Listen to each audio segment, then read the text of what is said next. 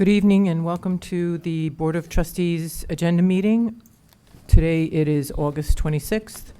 We call this meeting to order at 6:08 p.m. Clerk Perillo, will you please confirm the presence of a quorum? Thank you. Mayor Shepro. Present. Thank you. Deputy Mayor Giuliano. Here. Thank you. Trustee DeWitt. Here. Thank you. Trustee Franco. Present. Thank you. Trustee Snaden. Present. Thank you. With that, we have a quorum, Mayor, and we have Attorney Moran and Treasurer Gafka with us as well. Excellent. Can we all please now stand for the Pledge of Allegiance? I pledge allegiance to the flag of the United States of America and to the republic for which it stands, one nation, under God, indivisible, with liberty and justice for all.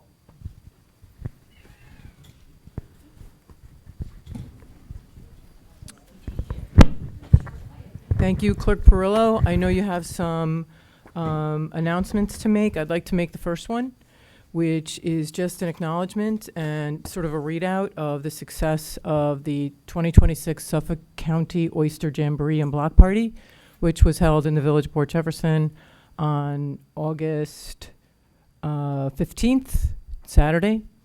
I just want to read through this recognition and some of the numbers because it was the first event that we've ever had like this, where Suffolk County came in and held an oyster jamboree with the oyster growers, and that we also closed down Main Street for a block party. So I'll just read through this so I don't forget anything, and everyone sitting here has an understanding, and watching on YouTube has an understanding of what we were looking at on August 15th here in the Village of Port Jefferson. The numbers are in, and the 2026 Suffolk County Oyster Jamboree and Block Party was an extraordinary success for Port Jefferson and a fitting signature event to emerge from our year-long celebration of the 250th anniversary of American independence. An estimated 28,000 visitors came through the village that day, with peak attendance potentially approaching 30,000. More than 45,000 oysters were consumed, which is a 50% increase over last year when it was held at Smiths Point Park on the South Shore, while ferry walk-on traffic at the Bridgeport and Port Jefferson Ferry increased 37%. Approximately 1,000 visitors arrived by the Long Island Railroad, and Suffolk County Transportation Shuttles recorded 1,359 passenger trips transporting guests from different points to downtown. Perhaps the biggest revelation, oysters have a remarkably devoted following. I didn't know because I'm not one of them, but we knew people love them. We may not have fully appreciated just how passionate, almost fanatical, the oyster faithful really are. Port Jefferson served, if you like them, you like them. Right, Bob? If you don't, you don't. There's no gray area. We may not have appreciated how passionate, but Port Jefferson served nearly as many oysters in one day as the long-established Oyster Bay Oyster Festival reportedly serves over 2. The Jamboree originated as part of the America and Suffolk 250 celebration, honoring our maritime heritage alongside our nation's 250th anniversary. And Port Jefferson certainly embraced the occasion, right down to an appearance by Thomas Jefferson himself and a spectacular antique plane flyover, bringing history, harbor, and celebration together in a way uniquely suited to our village. None of this happens without an enormous collaborative effort.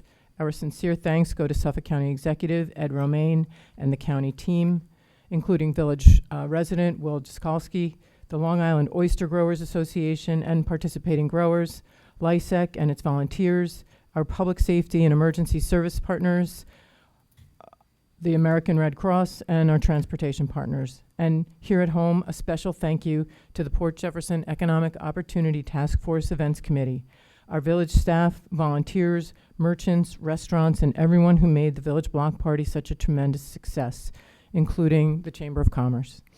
By bringing the Block Party together with the Oyster Jamboree, we created a true Main Street celebration that carried the energy of the waterfront through our downtown.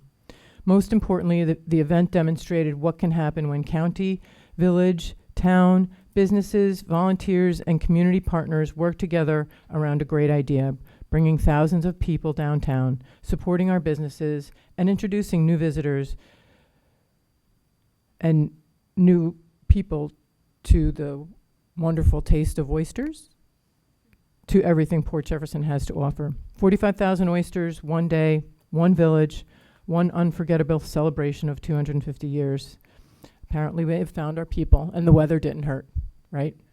So just wanted to let you all know. I know that 4 of us were. I know, Trustee Franco, that you were traveling and were unable to attend, but it was really a great, if anybody wants to say anything about it, welcome to. But I just wanted to read that into the record. Yeah, if I could, I just wanted to, as you already did, but I just wanted to do a special thank you to DVW, Parks, the village staff here, Stephen and his staff, everybody really chipped in, and it was a wonderful day. And I contributed to eating 48 oysters myself. So, yeah. And you lived to talk about it. When I went home, I did some calculations. And yeah, I had 4 dozen oysters. So, yeah, it was delicious. And so. Kelly had none. Kelly had none. Exactly. Bob, you were making up for me not being here, because I do enjoy oysters. Yeah, they were very good. So it's a great day, great weather, and just thank you all around. Everybody did a fantastic job. Yeah. Okay, Clerk Perillo, on to your announcements, please. Thank you. Just so that we're all aware, we are not yet live streaming, but we are recording. And we're working on solving the technical issue. The next scheduled Village Board of Trustees meeting is a work session. It begins at 5:00 p.m. on the 9th of September. Mayor Shepro has appointed Trustee Snaden as liaison to the Beautification Committee. The annual Dragon Boat Race Festival will take place on September 19th. The annual Port Jefferson Yacht Club Regatta to benefit pancreatic cancer research through the Lustgarten Foundation and to benefit palliative care at Mather Northwell will be held on the following day, September 20th. The Port Jefferson Hill Climb will be held on September 26th. Thank you.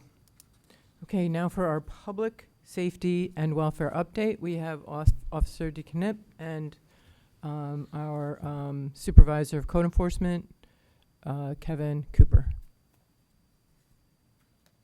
Thank you for being here.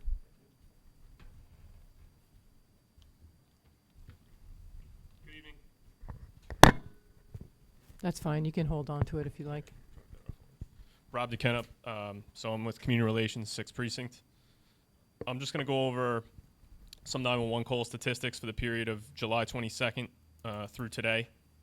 We're going to compare that to last year just as a basis for comparison, so you can kind of see if calls, ticked up at all or anything for a specific category. So there were 426 total calls for service compared to 503 same time last year. Of those 426 calls, 31 were criminal in nature compared to 37 last year. So further broken down by criminal category, we have 1 reported aggravated harassment, up from 0 last year. That's open and actively being investigated. 3 assaults, up from 1 last year. 1 of those was cleared by arrest. The other 2 are actively being investigated. And just to provide a little bit more information on those,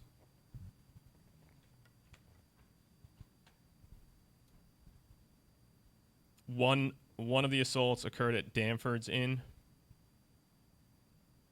Looks like somebody was reporting being assaulted the previous evening. 1 occurred at Tommy's Place. Looks like involving a bouncer and a patron at that location. And then there was 1 reported at Tara Inn. Looks like a group of people fighting. 0 burglaries to report. 2 criminal mischiefs, down from 4 last year. Criminal mischief is damage to property. Both of those are pending investigation. 6 harassments, 6 for the same period last year. 1 was cleared by arrest. 5 were closed cleared, meaning that the victim in that case, being that it's a violation, has the choice whether or not they want to press charges. So 5 of them being closed cleared, that means that those subjects, or not subjects, but those victims that were reporting those crimes chose not to press charges, so it was more for documentation purposes. 4 larcenies, down from 5 last year. 3 actively being investigated. 1 was cleared, so no charges pressed. 0 menacing, 0 robberies. And again, there was 31 total criminal incidents compared to 37 last year. Non-criminal incidents, we have 395, down from 466 last year. Of those 395, 91 were ambulance calls. We respond to those calls as well with the fire department. Aided overdoses, there was 1, up from 0 last year, non-fatal, so no fatalities. Disturbances are a big portion of that category. So of this non-criminal subcategory here, disturbances, it's kind of a wide range of things that we'd respond to as a disturbance, but noise, a noise complaint, for example, would be a disturbance. 96 reported disturbances, down from 152 last year. So we have just about a 37% drop in that category. That accounts for a lot of that decrease. Motor vehicle accidents, there were 35 reported, up from 27 last year. And none of those were fatal or serious physical injury involved. 9 total arrests, resulting in 9 charges, up from 8 last year, resulting in 16 charges. Does anybody have any questions regarding the statistics of this data that I just read? Any further clarification or any questions regarding that for me? Sir?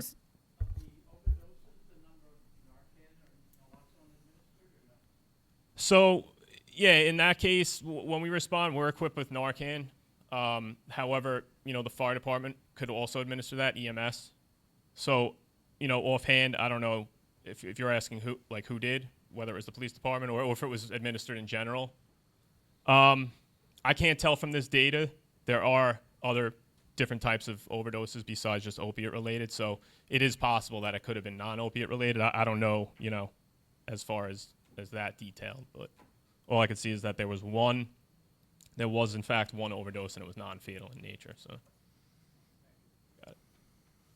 Any other questions regarding data? Just a big picture question. These are trending pretty average for Port Jefferson, right? It doesn't seem to be much in the way of outlier. Yeah, it seems to be pretty consistent.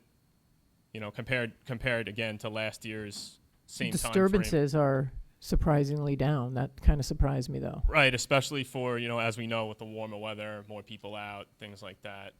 Usually vehicles, music, things of that nature greatly contribute to that disturbance category. So surprisingly in a good way, I guess? Yeah, or is it just that people aren't, maybe they're not, I don't know. I mean, a 37% redoction, that's great. That means that you guys are doing your job, I think. A lot less I think calls. that's what that means. Does anybody have any questions for me regarding, any quality of life issues, anything along those lines that I could work on for you if you have any questions? I just have another comment too, not about that. Maybe it is about that because it does lend to quality of life. Just the presence of the Suffolk County 6th Precinct and Police Department in the village during the Oyster Jamboree was really wonderful. I mean, you couldn't go anywhere without seeing your presence, and we just appreciate the partnership from the county, including Suffolk County Police Department in that effort. It just meant that there were no disturbances, really, not many. I mean, there were a few, but it really maintained the peace. So thank you very much. Thank you for that. We appreciate that. And just to add to that end, yeah, like you were saying before, I was actually there myself, not on my own free time, and it was very busy. So there was a lot of people there. Looks like a lot of people came out to enjoy it. The weather was great, so we're glad everything worked out. Thank you.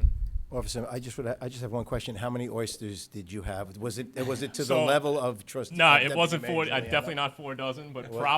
probably 2 dozen or so. I'm a fan myself, but so I was there with my wife and we both enjoyed. So Fantastic. Glad to hear it. thank you.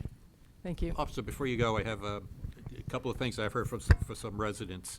A couple of speeding issues on East Broadway, Sheep Pasture Road, and North Country Road. Okay. And then I noticed at the intersection of East Broadway, Old Post Road East, and Thompson Street, that three-way intersection, I noticed Suffolk County 607, I think, was parked at one of the intersections, because that's notorious for people going through the stop sign. So, that stop so sign. Appreciate that. So if you Absolutely. can keep up with that, those are the remarks that I usually hear from the residents. So. Absolutely, yeah, and I can say, like you said, those are intersections and areas where we've had issues in the past. So they're open. I can actually speak to this myself. They're open and active patrol checks, so they're in our system, so that the sector operators know that the stop sign's an issue here. They check it along with the stop sign on Barnum and Oaks as well. Mhm. That's always been an issue, and we have a long history of it being checked and summons of being written.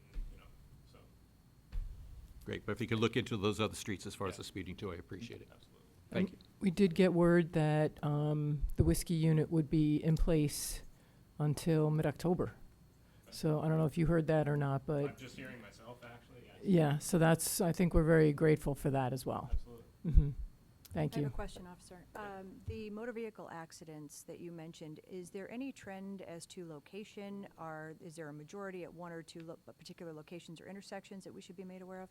So, based on the data that I have prepared just for these meetings, I can't tell exactly where they occurred, unfortunately, intersection-wise. Overall, it's usually at the precinct community meeting monthly.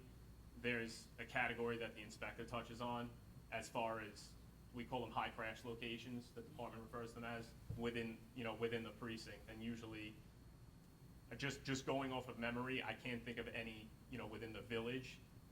Typically, like Route 83 and 112, like those intersections are usually our leading high crash locations. Right. Route 25A up north here. But I can look into that. Okay. When I go back to the office, this report, I don't have any, I don't have that kind of detailed breakdown. Just overall how many occurred. Is that a lot? 30, I think you said 37. Does that seem like a lot for a small square footage of a So community? 35. Or square miles, I should say. But these can be what categorized as a motor vehicle accident. Typically, what you have to go down on paper with, it's over $1,000 in damage, or if there's any injury involved, right? So $1,000 in damage, it doesn't take much to do that to a vehicle. Sometimes we get, parking lot. A lot of these occur in parking lots. The way people drive in businesses and things like that. They're not necessarily like a main roadway crash. So, as far as occurrences, those things could probably not skew the numbers, but make them larger. Right. Because we deal with, all sorts of accidents. If someone's calling saying they have damage as a result of a motor vehicle accident, most of the time it fits that criteria and it has to go on a motor vehicle accident report, and that's what contributes to that statistic. So, Maybe that's something the Public Safety Committee could look into, if there is any particular intersection that where these accidents are happening that could use some attention. yeah, absolutely. Like I said, when I go back to the office, I could definitely try to look and find out if there are any specific areas within the village where, these accidents, motor vehicle accidents are happening. And then we can go from there if there is in fact, Right. a specific area. But Thank you. Just one more question before you step away, to piggyback what Deputy Mayor Giuliano mentioned on North Country Road and Loretta Gate. Okay. We've had several residents come up, and it's dangerous to get out of that intersection, because they're racing up that hill, and it's a little bit of a slight blind turn. If there's any chance, we can do some spot checks over there. So you're saying because Loretta has that pitch, right? Yeah. Coming up onto North Country. Correct. And your visibility is like Well, pretty Loretta's flat. It's North Country Road coming up. okay. And they're going way over 40 miles an hour on that Right. road. Okay. And both ways. So it makes it, you forget, I recommend to our resident, don't make the left turn. It's just too dangerous. Yeah.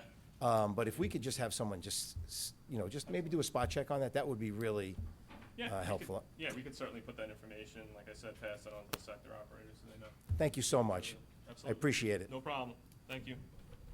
Just in comment to that, we were Loretta Gate, because I'm the driveway right past Loretta Gate. Yes. And for a while, they had a speed Speed. speedometer up there. The speed trailer, the sign that we drop off, the electronic sign? Okay. Yeah, that's something, we do have one. It's usually deployed elsewhere, so we have to kind of shuffle it around the precinct. We only have one, for the precinct, so we could definitely look into that as well. We could get it deployed over there. Okay. You're welcome. Thank you. Thank you. Thanks. Thank you.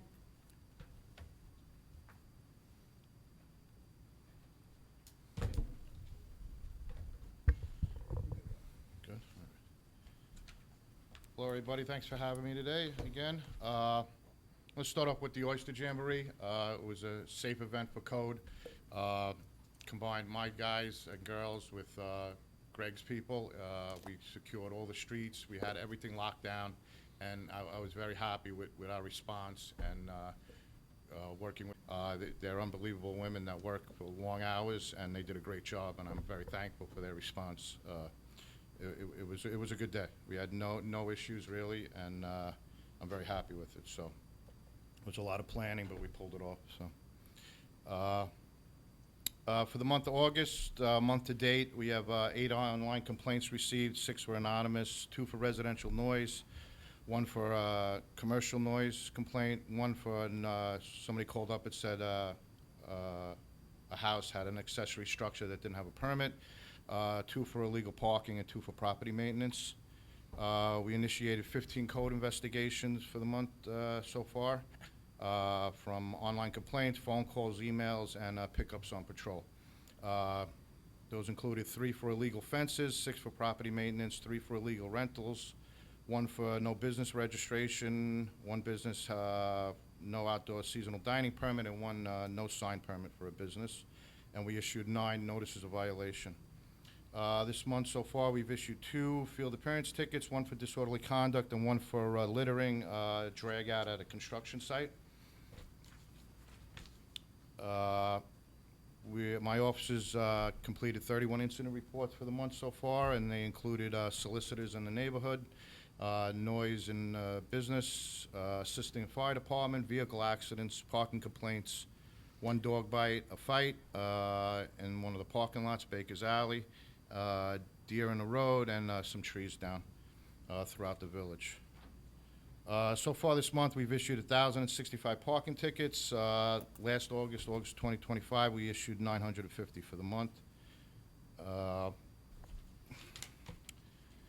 Our new fire marshal, Matt, he's been out, Matt Macarius, he's been out hitting some of the businesses. He's found some violations in a few of the restaurants that are being corrected, and he's going to start, he went into one of our houses of worship. Our houses of worship in the village haven't been inspected in quite a while, so I have him getting in touch with the pastors that run the houses of worship, and he's going to get in them and make sure they're safe for public assembly. He's been working on that, and he's been working on some other things with permits and stuff, consolidating them between the building department. God bless you. Between the building department and code and the fire marshal. Besides the events in August, besides the Oyster Jamboree, we had the boat build, and we had numerous concerts in the Harborfront Park and East Beach that we haven't had any issues. They've been well attended, and they've been quiet. Events upcoming, we have the Dragon Boat races that Sylvia mentioned, the regatta, and the hill climb. I think I got everything covered. So, anybody have any questions? You just David, I was- reminded me, oh, go ahead, Bob. Go I ahead. was remiss in, when I thanked everybody, thank you no, very much for I know, code. yeah. Their presence was phenomenal at the Yeah, Oyster Fest, so. we had a good turnout, and everybody, we were out all day, and we gave everybody breaks. I had, Greg's guys had the gator. We had 2 big coolers of water. We were passing out water to our people and the crossing guards, so, we kept everybody hydrated, and it was a good day. Did a great job, thank you. Thank you. Just, you reminded me, the Ferry Dock concert is tomorrow night. Which one? The Ferry Dock concert. Oh, okay. It's technically the final concert in the Harborfront Concert Series, but it's on the Ferry Dock, Right. and it's Michael Del Giudice and the Can Band. Okay. So he played with Billy Joel for a long time, sometimes still does. Okay. So I have Just- a full team out tomorrow. I have about 7 or 8 people out. it'll be busy. Yeah. Yeah, Okay. okay. Kev, Any other before you- questions for? Yeah. Kev, before you step away, I know at the last board meeting, we discussed the FOD pads on the Yeah, the Tilcon busy month property. of August, I went up there and talked to them about it, but I haven't been able, I've been off this week, I'll get Okay. there next week. Yeah, I just wanted to I remind haven't you. been able to get up there and further Okay. discuss it with them. Yeah, if you can, let me know what's going on with that, that'd be The great. street's been pretty good, though, so yeah, I'll go out there and talk to them. Appreciate it. Yeah. Thank you. What was that about? What's that? What was the question?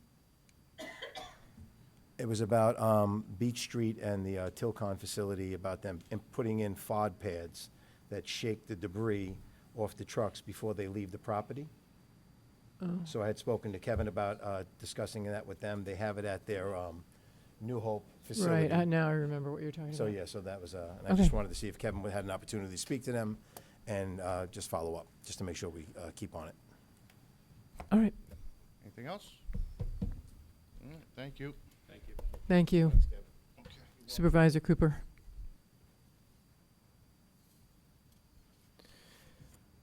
Our next agenda item is a board discussion on protocols and procedures for village committees.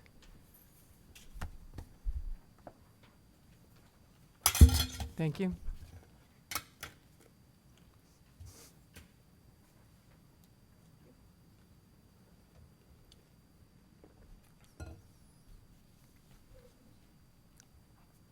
Led by Attorney Moran.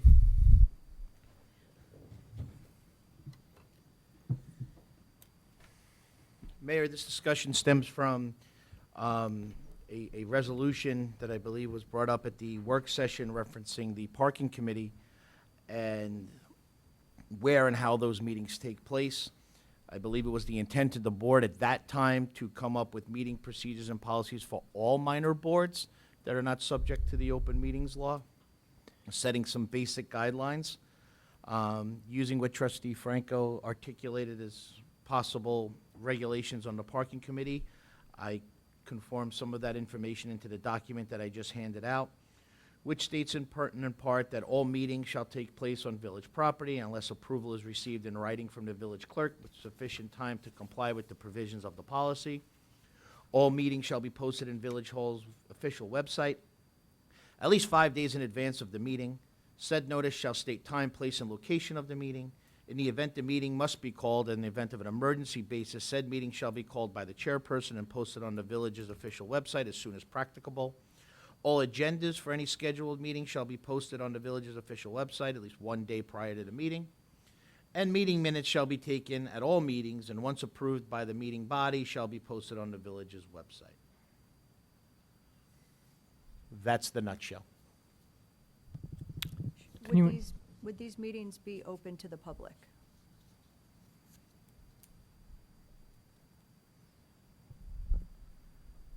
That's a policy question, not a legal question. They are not governed by open meetings law. I'm asking if that's something we should add to this policy. The public is welcome to attend any meeting that's advertised on village website. So I'm not sure policy is needed. Does that include the Budget and Finance Committee? The Budget and Finance Committee is determined in village code, how How those visitors meetings attend. Okay. Yeah. Sounds good to me, Dave. Thank you, well done. Thank you, sir. Should we put a motion forward to adopt this policy? I'll put a motion forward that we adopt this meeting procedure policy that Attorney Moran just presented. Do I have a second? Do we have a second? Second. All in favor? Aye. Aye. Aye. Policy adopted. Was there any nays? Any opposed? Okay, I didn't ask, so I didn't hear everybody speak up, so.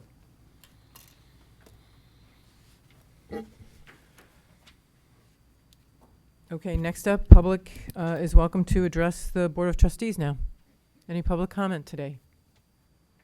Janice?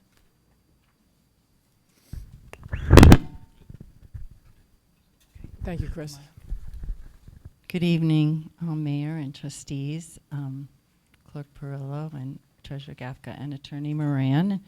The mayor and the Board of Trustees would have received an email this morning, kind of later than we planned. It's a walkability letter about the Beechwood covenant to build a sidewalk on Myrtle Avenue.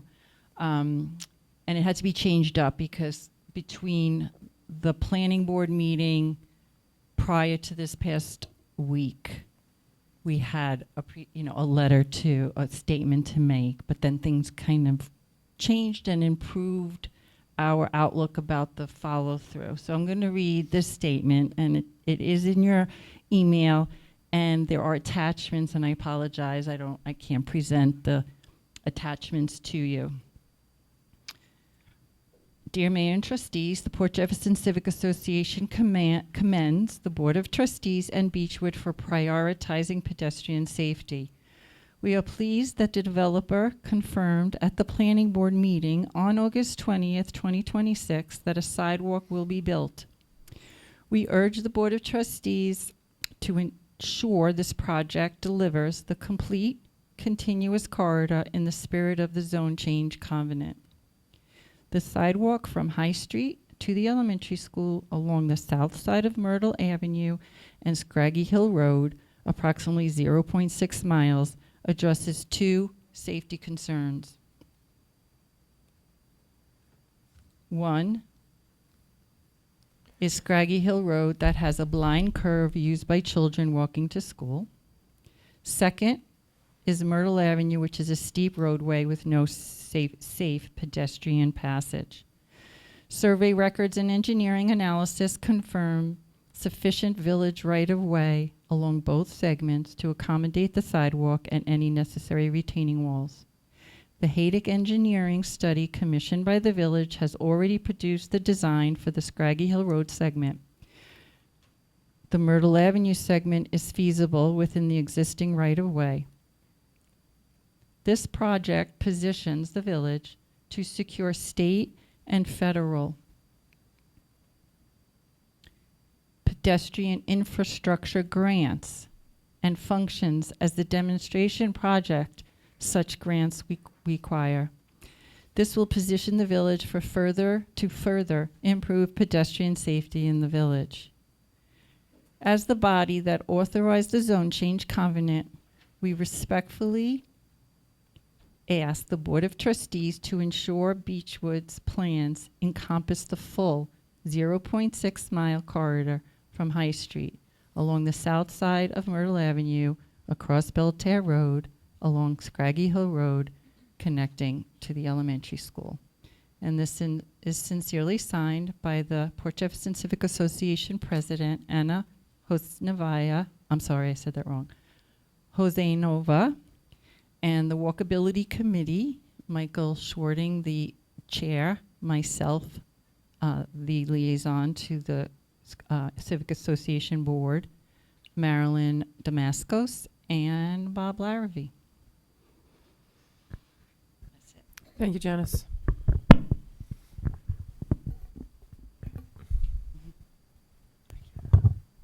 Can I ask you a question?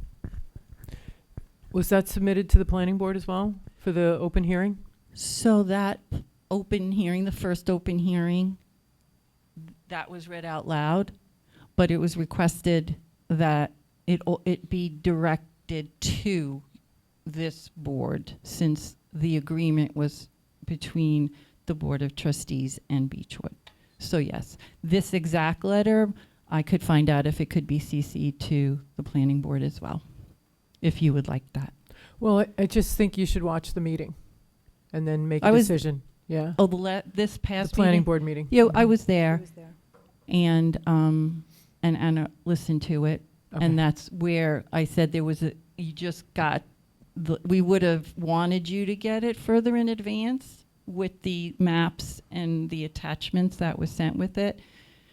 But there was a different vibe between the previous open comment planning board and this recent one on August 20th. Okay.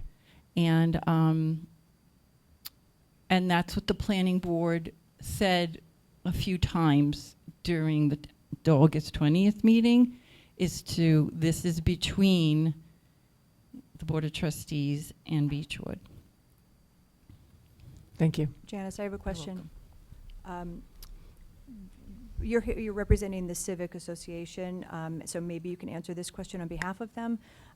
It was my understanding in a meeting that the mayor and I had with Beechwood that doing the sidewalk in the right-of-way, off the roadway, would cause 90 trees to have to be taken down. That is what we're being told and shown on the plan. Is the Civic Association, I was also told that the Civic Association is okay with the trees being taken down, 90 of them, because walkability is more important. So I would like clarification. Yeah, there is directly no from- survey yet, Yeah. no engineering All right, survey maybe about the trees. I misspoke. A preliminary drawing on behalf of Beechwood of where the sidewalk would Yeah. go and the trees that were counted. And I think they mentioned it in the 20th meeting, that there were 90 trees that. A few could times. Potentially, yes. A few times. So what's the Civic's position So- on those trees?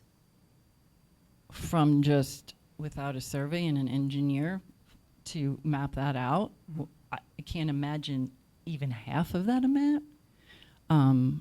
There are power lines there, and so trees aren't growing all the way to the curb because it needs to be cleared for the power lines on the south side. I said the same thing to them. I thought that was a surprising number, but they were pretty sure at the time. So assuming that's the case, because there are upcoming meetings, and I would like to, help speak on behalf of the civics who won't be in attendance.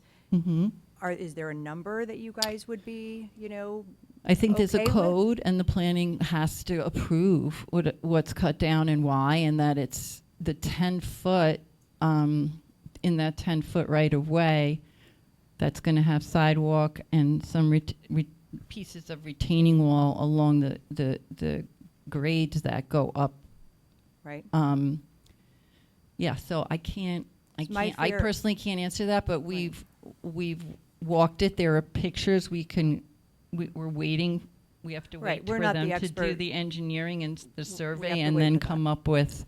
And my fear in taking those trees down on a slope like that would be to destabilize that slope and cause Yeah. some other problems. So one of the Yeah. things I proposed at that meeting was a way to do a walkway where the trees didn't have to come down. Yeah. And we were awaiting, Yeah. some ideas and plans from the developer on that. Mhm. So I just want to keep that Yeah. communication open with the Civics Absolutely. Association, so Please. everyone is kind of on the same page. Yes, and the tree committee could chime in. Right.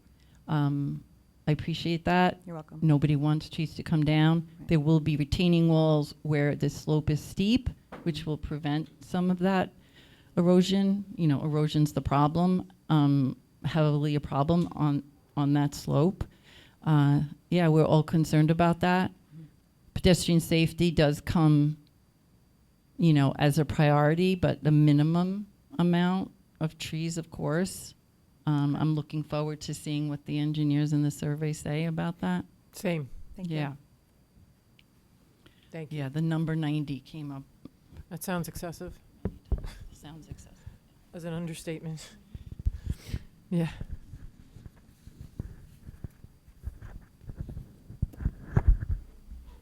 Anyone else for comments to the board? Sorry, I'm gonna have to pick this mic right back up again. I'm so sorry. So sorry about that. Drew Sora, 2 Stern Drive.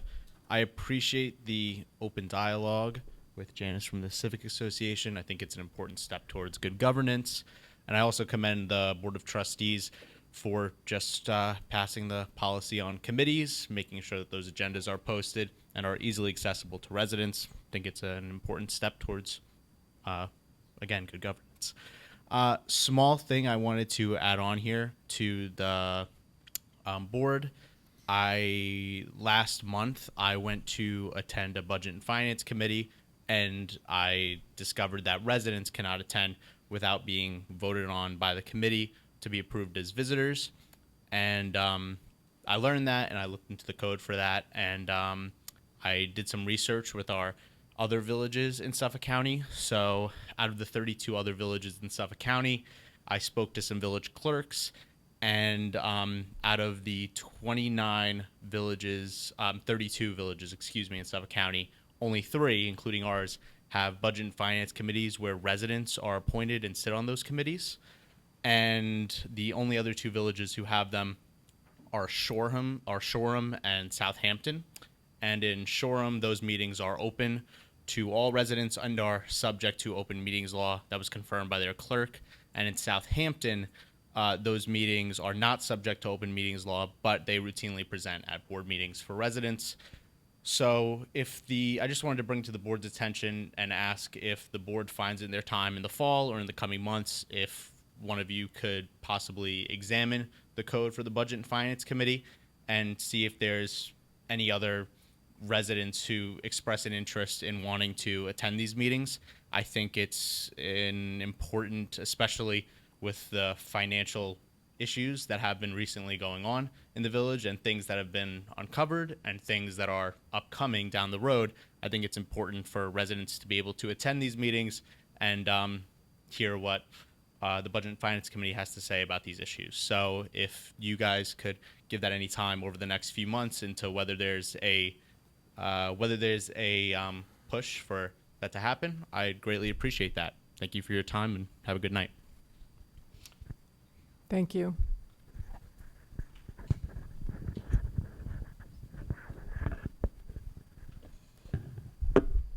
Good idea.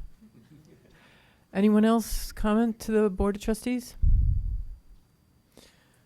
Okay. We can now move on to trustee comments. Any trustees like to comment? Yes, one of our community members passed away. I'm a therapist in the community, so she was one of my clients. And a lovely woman, Stacy Zink, she was on the Board of Education. She loved our village. When I would go and see her, she would always ask me to bring agendas from the Board of Ed meeting or bring agendas from here. And, she started a bowling committee, a bowling program at the school. She was really involved and just really loved our community. And if we could, I wish everybody could have met her if you haven't. She is just a sweet, lovely person. If we could just take a moment of silence for her and just because of the love for our village, that would be nice. Thank you.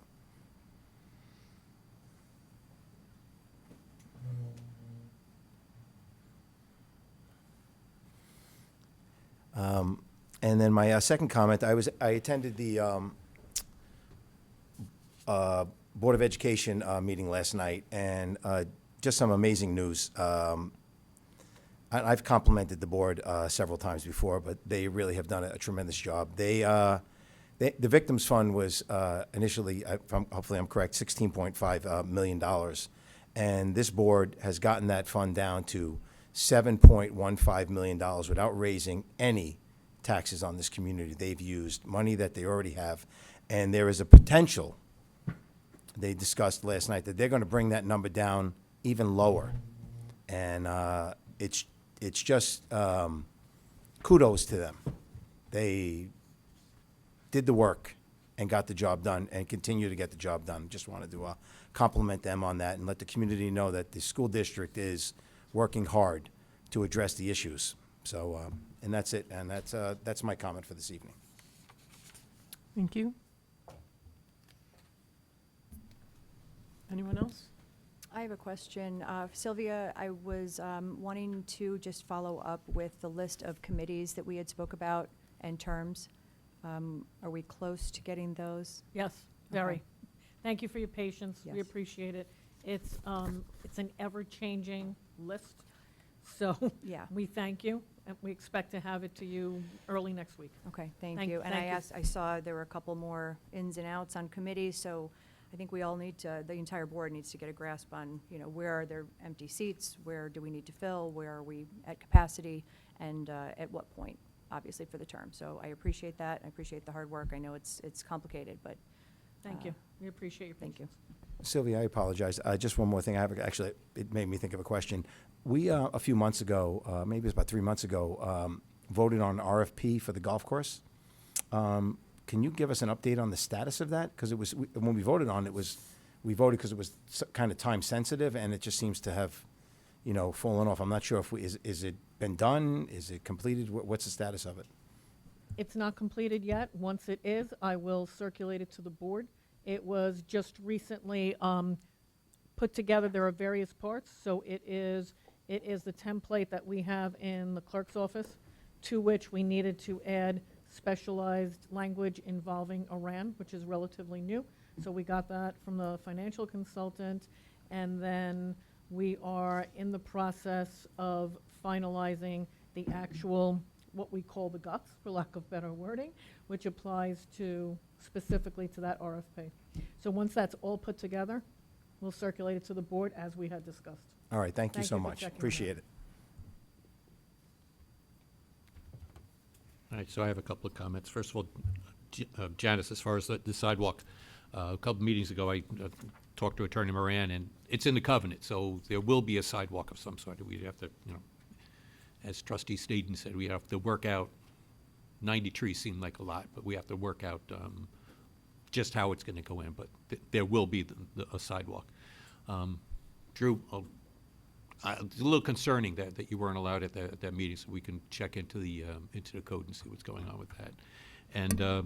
And Trustee Franco, I knew Stacy, and lovely lady, and it was very, very sad when she passed away. So Yeah, my condolences to her The family. village lost a really good person. Yeah. She was a good egg. Lovely lady. Yeah. Thank you. Any other comment, questions? Concur with the sentiments about Stacy. I went to high school with her. She graduated with my brother Neil. And her daughter Holly is working for Barbara Ransom at the Chamber of Commerce. She not only is a good egg, she has a good egg. And her mother's a good egg too, so Elias Stoddard. So she was a teacher in our school district and one of the favorites of many of the Shepro family. So just thank you for bringing that up today and for recognizing Stacy. Okay, no more public comment, no more trustee comment, so we can move on to the next agenda item. Clerk Perillo, before you go, for the edification of the board, hopefully you all received my email in reference to the proposed code amendment to the fire code. I don't need to restate it again here, but that's why the public hearing will be adjourned. It just needs some additional work. Fire safety is too important to rush through.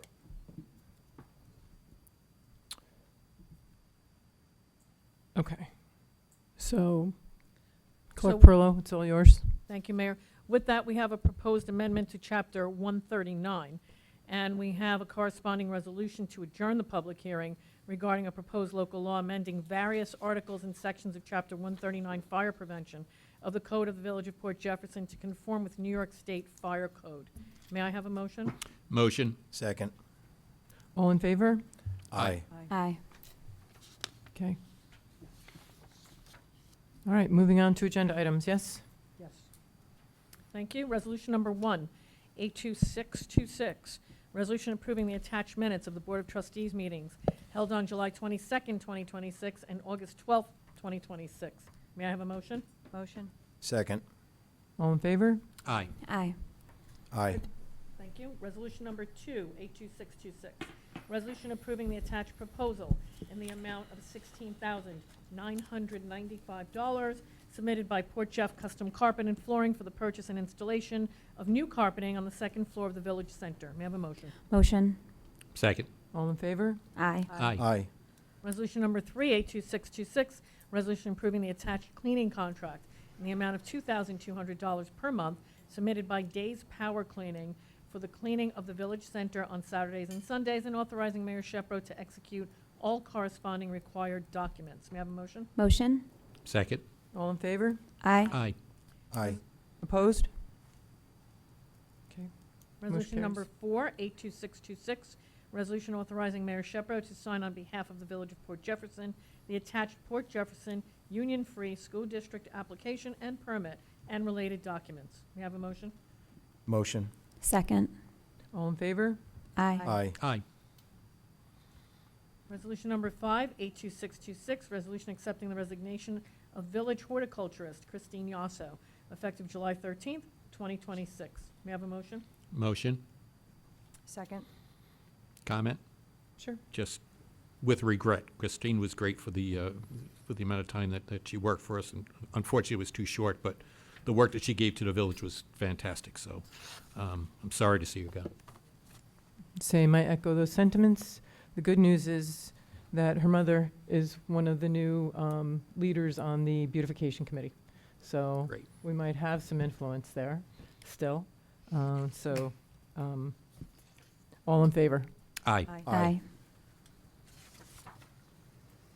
Resolution number 82626, resolution accepting the resignation of laborer Christopher Stumpf, effective August 12th, 2026. May I have a motion? Motion? Second. All in favor? Aye. Aye. Resolution number 82626, resolution hiring Cherokee Smothergill as a full-time laborer in the Parks Department at an annual salary of $45,309.42, effective September 2nd, 2026. All the provisions of the collective bargaining agreement currently in force between the Village of Port Jefferson and the CSEA Local 1000 apply to this hiring, as does the standard 26-week civil service probationary period. May I have a motion? Motion? Second. All in favor? Aye. Aye.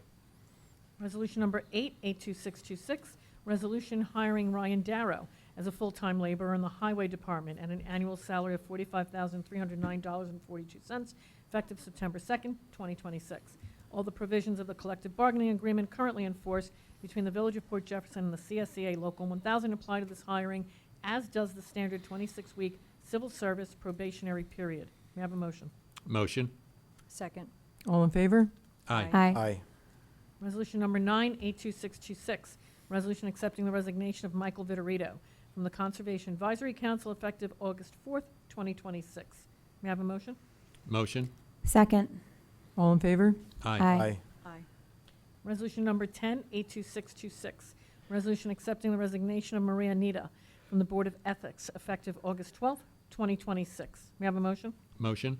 Second. All in favor? Aye. Resolution number 82626, resolution approving the attendance of Fire Marshal 1 Matthew Macarius at the Suffolk County Fire Academy Fire Sprinkler Plans Review Class on September 16th, 2026, and September 17th, 2026, and authorizing Mayor Shepherd to sign the corresponding training authorization letter on behalf of the Village of Port Jefferson. Mileage and all other applicable travel reimbursements per the official Village of Port Jefferson travel policy apply to this attendance. May I have a motion? Motion? Second. All in favor? Aye. Aye. Resolution number 82626, resolution hiring Shane Hardick as a part-time Fire Marshal 1 at an hourly wage rate of $26.30 per hour, effective August 27th, 2026. May I have a motion? Motion? Second. All in favor? Aye. Aye. Resolution number 82626, resolution authorizing the solicitation of a request for qualifications for the appointed position of Village Council to the Board of Ethics. May I have a motion? Motion? Second? All in favor? Aye. Discussion? Your discussion. Well, are you gonna Do we have a discussion about this for wanting not to have this RFQ? Requesting qualifications for an attorney to counsel the Board of Ethics? you made the motion? I think it's a great idea. Cast a wide net and see what, Well, who's interested. currently, we have someone who has submitted an application for it. It's clearly he's eminently qualified to do this. So rather than casting a wide net, we have someone on hand that we could put in place right now. Did you interview this person? I've spoken to him. Have you? I'm asking you, you're advocating for And it. I said I did. Have you? Did you interview him on village property? No, we had a phone conversation, but I can tell you, I'm looking at his resume right now. Have you reviewed his resume, Mayor? Yeah, he works for the Inspector General He does. He's the in Nassau County. Deputy General Counsel. Yeah. He's also works for the village as the director in the Planning and Building Department. He was the deputy village attorney and village prosecutor. Listen, I think that this would be a score for the village. I support this. That's why I put it up as a resolution. So yes, that's my vote is for Mr. Harris. So yes, no, I am not. I'm not on board with Resolution 13. So before we move forward, I'm going to continue this discussion by reading a statement into the record. Because what I'm hearing is this board is not voting for a request for qualifications to hire an attorney to represent the Board of Ethics. Mayor, I'm going to Because you interrupt. want When Attorney Leventhal was a- hired, was there when a you- request because for you want- qualifications? I'll just finish because I'm reading something into the record, and you'd be free to respond after I'm done. Okay. So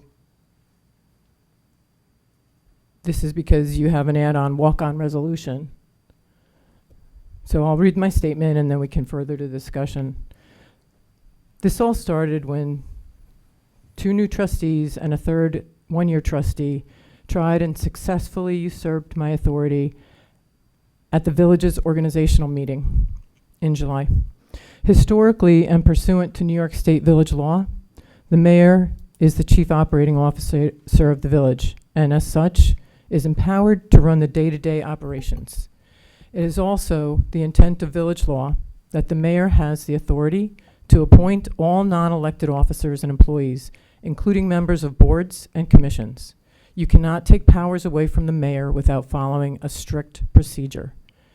At the organizational meeting, despite receiving multiple attacks on my tentative 2027 budget and being the subject of multiple Facebook posts by members of this board attacking the budget, I attempted to appoint one of the new trustees, Trustee Snaden, as liaison to the Budget and Finance Committee. That was met with a lack of interest and self-described concern over her lack of qualifications and capabilities to serve as liaison to that committee. At the same organizational meeting, I attempted to place Trustee Franco where I thought he would be best suited, coming from the construction world, as commissioner of the building department, to which he responded something along the lines of, "I don't want it, I think Trustee Snaden wants it, and I want the golf course." I also tried to place Trustee Snaden as liaison to the parking committee, as she was on News 12 and posting on Facebook days before, speaking about the need for changes to parking in our village. And that appointment also received pushback. And then, despite having zero authority, the trustees proceeded one by one to attack my appointments.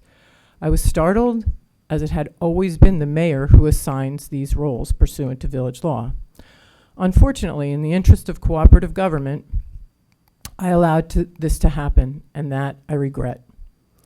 In exchange for cooperation and the grace I showed at the organizational meeting, and the first subsequent meeting when all the newly elected board members were present, each trustee, in which I can only surmise was a predetermined effort, brought walk-on resolutions at the end of the meeting. I found this extremely odd, since some of the same trustees or their political advisors and confidants constantly attacked my administration as being non-transparent. Then the same trustees passed a resolution that Board of Trustees agendas, to the extent possible, shall be closed and distributed to the board by the close of business on the Friday before each meeting. Then yesterday, I received 3 requests for walk-on resolutions, all 3 lacking transparency and all 3 self-serving. The first, again, which I can only surmise was offered in a predetermined fashion, seeks to appoint Trustee Franco as liaison to the Port Jefferson Country Club, an appointment of which does not exist. Trustee DeWitt offers this resolution without any authority to make such an appointment. Second, Trustee Snaden seeks to appoint a longtime friend and travel companion of Trustee DeWitt to the Ethics Board, again, with no vetting by the mayor, no transparency, and most disturbing, no authority to make such an appointment, and you spelled her name wrong.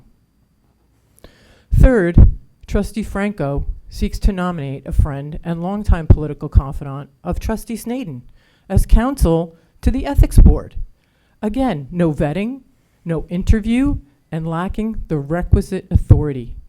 I can tell you I am not here just to call myself mayor. I am here to make the village of Port Jefferson a better place, and not just to offer my friends positions, hijack mayoral authority, and then post it on Facebook after a meeting like it was some type of accomplishment. I will no longer let this happen. The 3 walk-on resolutions, very similar to your first few, are simply self-serving in nature and either benefit yourselves or your friends. I am attempting to put forth a resolution this evening that seeks to issue a request for interest from competent ethics counsel. The next meeting of the Board of Ethics is November 4th. That gives this board 2 months before the next ethics meeting and 4 Board of Trustees meetings to properly vet applications and put on this very important municipal board competent members and counsel. I remind you that it's antics like this, similar to the shenanigans of getting me kicked off the ballot in 2023, that yielded me being one of the only mayors in the history of the village elections to win a write-in campaign. I warn this Board of Trustees, just like in that instance, our electorate sees right through this nonsense and expects more from their government. In reference to any appointments purported to give authority to the Village Board of Trustees in the appointment process in Village Code, including but not limited to the Ethics Board, such provisions are a violation of state law and should be remedied immediately. Despite its illegality, I will not be seeking to undo the appointment of Tracy Donnelly by the Board of Trustees at the conclusion of the July 22nd board meeting, without any public vetting, interview, or transparency, because I actually believe Tracy to be a suitable candidate for the Ethics Board. And I choose to look forward for the residents of this village and not backward. That being said, I will not allow another member to be appointed in contradiction of the law. It is my sincere hope that the Board of Trustees and the Mayor's office can work together to bring about what is best for the residents of the Village of Port Jefferson and put the most qualified people in the right positions to best serve our constituency. As intended from the onset, I will always fight for the residents of this great village.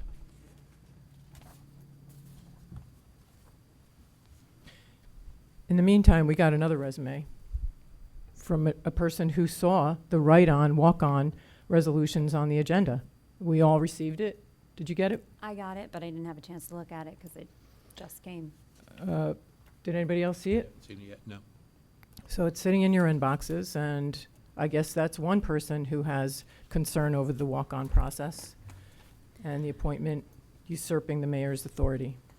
I'd like to speak to my proposal about appointing Matt to the country club, because we had a discussion about that at, I believe it was my first meeting back in July. And when we were discussing the committees, which you referenced, that was the one liaisonship that we tabled. And we didn't actually vote on that. So it's now August. So that was the reason for my proposal to appoint Matt Franco. I know we had a community member, Gary Zamek, come to the podium and say the importance of having a liaison that really knows the country club. While I play golf, I don't really know the ins and outs of the maintenance of the country club and the managing of it. Bob, I know that you were the trustee. I mean, you are currently, I guess, are you filling that role now? I mean, I know we didn't actually approve it, but I know you were the proposed person. But I mean, by admittance, I've You gone s- to the CCMAC, Mhm. the last CCMAC meeting. right. So that was my rationale for this, because we put it off now for 2 months. So that's it. I wasn't coming out of left field at all. I mean, by any means, we had a conversation about it, and Right. we Again, that's we my tabled it. choice Yeah. to appoint or And- not appoint. And to add on to what Trustee DeWitt is saying, at the last meeting, we were told it was a skip. We skipped that one, and we were waiting for Attorney Moran to make a decision, because that was the problem, because we felt that we could vote and appoint someone as a liaison. Attorney Moran said that he was going to give us a legal ruling saying how the board can't appoint someone to a liaisonship, because we feel that, based on village code, that we have the ability to appoint and vote to add someone. It is not just the mayor. As far as I read the code, you have the ability for the village attorney, the clerk, the treasurer, but liaison assignments can be put forward by a trustee and voted by this board. The other thing where there was a little bit of confusion, because as far as I understand, you received 4 resolutions for today. Am I wrong about that? You didn't just receive 3, you received 4, but you kept saying 3. 3 were self-serving. Self-serving? That's what I said. Oh, all right, that's your opinion, and but again, you received 4. And again, listen, to speak in those tones it does a disservice to the community. If we have an opinion on someone that we would like to appoint to a committee, or, and I've spoken to Trustee Giuliano about this assignment with the liaisonship to the golf course. We've had conversations. I don't believe there's a legal statute that says we can't appoint somebody. We also got a letter from someone who saw that on the agenda as well, on the walk-on agenda. Did you all see the comment from that we got about the appointment of Trustee Franco? Yeah, and that was you brought that up at the meeting where we had discussed appointing Trustee Franco, and I think the two of you went back and forth a little bit about that. So That's the meeting where you disclose my personal HIPAA information to the community. Yeah, you can Not shake what your I'm head. No, talking about. we'll go back and watch the tape. I know what you're referencing, and you did speak about it, everything that was in the email that we got today. You just didn't name the person that sent the email today, but you did speak about that, and I believe that you gave. I addressed it. You addressed it. Well, it's germane. In Point of order, we had a motion on the table, I believe, and a discussion about the RFQ. And then those add-ons are later on in the agenda, and I don't mean to interrupt you guys. Very good points, and I think we'll get to that point, but I think we're muddying the waters on a very specific issue about the RFQ for the ethics attorney. And I have a question within the discussion regarding that. Mayor, I would like to know the transparent process that you used in hiring your private attorney as the former ethics attorney, Mr. Leventhal. Would you please I mean, the explain that for attorney I public? hired to make sure I had representation in the polling place during the 2023 election when I was kicked off the ballot? That one? Yes, that attorney. I'm sorry, you were So not, I'm sorry, it wait a was- minute, let me it was finish, please. elected, You've it was you've interrupted nominated. me enough. I put him on the I'm going agenda, to and the board approved it. finish. I'm going to finish. Let's clarify, facts matter. You were not kicked off the ballot. You were never allowed on the ballot by the Board of Elections because you didn't complete the process properly. Now, Attorney Leventhal, what you hired him for on your own free will privately is your business. The fact that you put him on as the ethics attorney, I would like to know for the public, what was your transparent process in doing so? Because I do remember Trustee Giuliano stating, after it was brought up by a member of the public, that this attorney had been your private attorney, that you never disclosed at the time that the board voted. So again, please answer the question, what was your process and transparency in hiring Mr. Leventhal? His resume, qualifications, and the fact that the Board of Trustees approved the appointment. If they did not approve the appointment, he wouldn't have been Ethics Counsel. Okay, so we have a very qualified person who is added on as a, as you call it, walk-on. He's very qualified. You said it yourself. Maybe even overqualified. I didn't say it myself. I did not say that.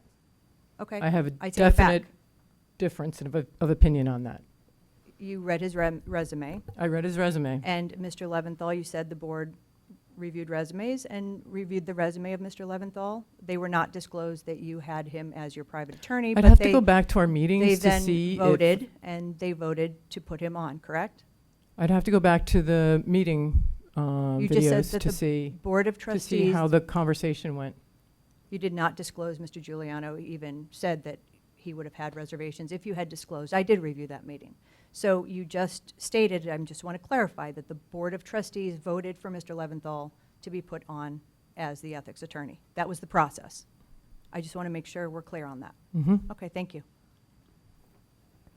Now we want to go through a request for qualifications process to identify multiple candidates and who would be the best candidate for the position. But And I you didn't wanted- do that with and Mr. I wanted to Leventhal. ask again, where did the interview of Mr. Harris take place? And who interviewed did the interviews take place on village property? And as you demanded for all village meetings to take place on village property. I mean, you're contradicting yourself. Did you go out for right and RFQ when you left. hired Mr. Leventhal? This did not come up because in the history of village governance, the board was the mayor was always responsible for the appointing authority. That didn't And happen with now Mr. it's different. Leventhal. And now it's different. Now the when? mayor was responsible, and the board of trustees approved it. Had they wanted to interview him, they could have. But I know I want to interview Mr. Harris for this position, Did you and go out? I'm not being given an opportunity to do so. Did you go out for RFQ when Mr. Leventhal was hired? No, Thank you.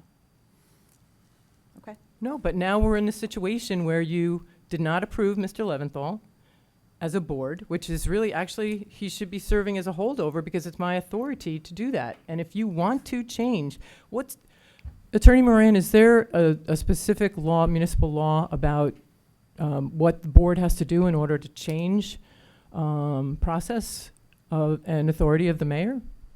The authority of the mayor vests in I can read the actual language, so I'm not guessing.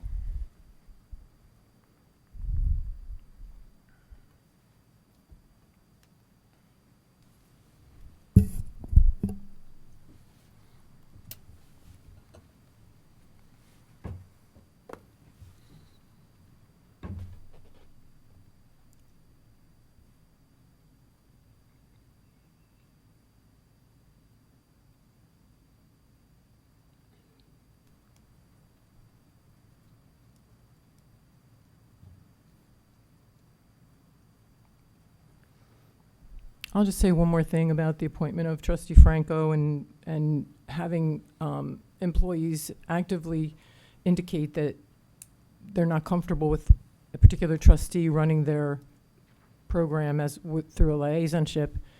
It is the mayor's responsibility to protect the employees. Mayor. And I take that Mayor, I'm very gonna seriously. stop you there, if you would indulge, because there is an open inquiry into the facts and circumstances of the letter that you all received today. The letter did say attorney-client privilege that we were not to disclose, so And I don't know if the it is- rules don't apply to the mayor. We're getting very close to disclosing, Well, which is why I stopped it. And I think if you want to have a further discussion with that, we should take this into executive session at the appropriate time. The mayor is responsible for appointing all non-elected officers and employees, including members of boards, commissions, and liaisons. The services, professional services like an attorney, I would submit vests in the Board of Trustees, not specifically the mayor. And that's just how the law breaks.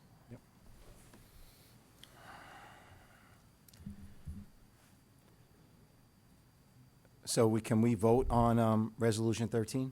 It's not, that's not me.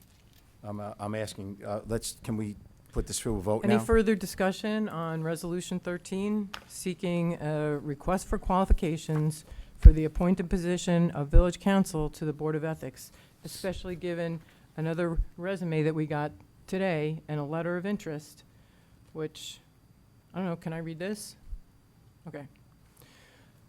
The Rouse Law Firm, LLC. By the way, Owen, I'll have another question about that later. Dear Mayor Shepro and members of the Village Board, earlier today I reviewed with great interest this evening's Board of Trustees meeting agenda. This letter addresses two agenda items in particular, those being Resolution number 1382-626, 8/26/26, which would authorize the solicitation of a request for qualifications for the appointed position of Village Council to the Board of Ethics, as well as what appears to be a related item, styled as a proposed add-on resolution by Trustee Franco. This add-on item contains the following quote from Trustee Franco. I move that the Board of Trustees add to the agenda for consideration the appointment of Rich Harris, Esquire, as legal counsel to the Village Ethics Board. Sick. Something in the grammar or something in the spelling.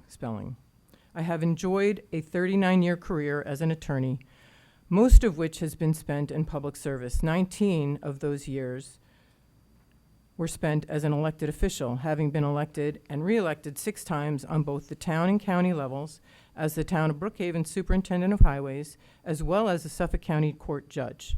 While serving in that capacity, I accepted an appointment as an acting justice of the New York State Court, where I served our community for 8 years. Is that right? Is that right, the New York State Court? I have found through those many years of experience that governmental boards of ethics, no matter the level, are a critical piece of the governmental communities they serve. Their members should be neutral, politically disinterested individuals whose primary focus is the promotion of principles of good government with the context of relevant legal and governmental ethical standards.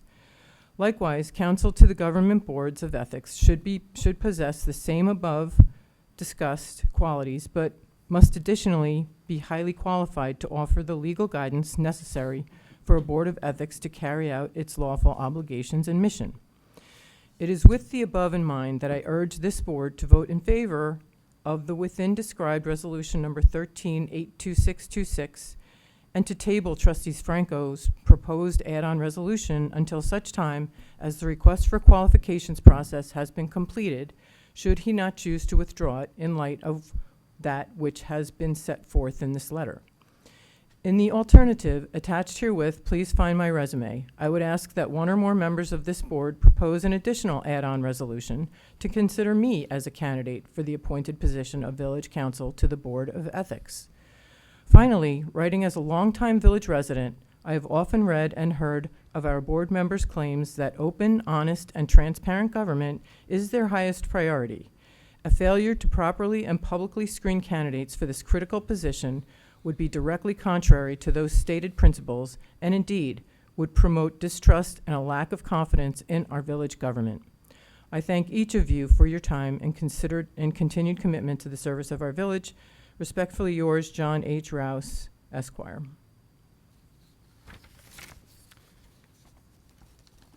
So it occurs to me that Mr. Rouse has a law firm, an LLC,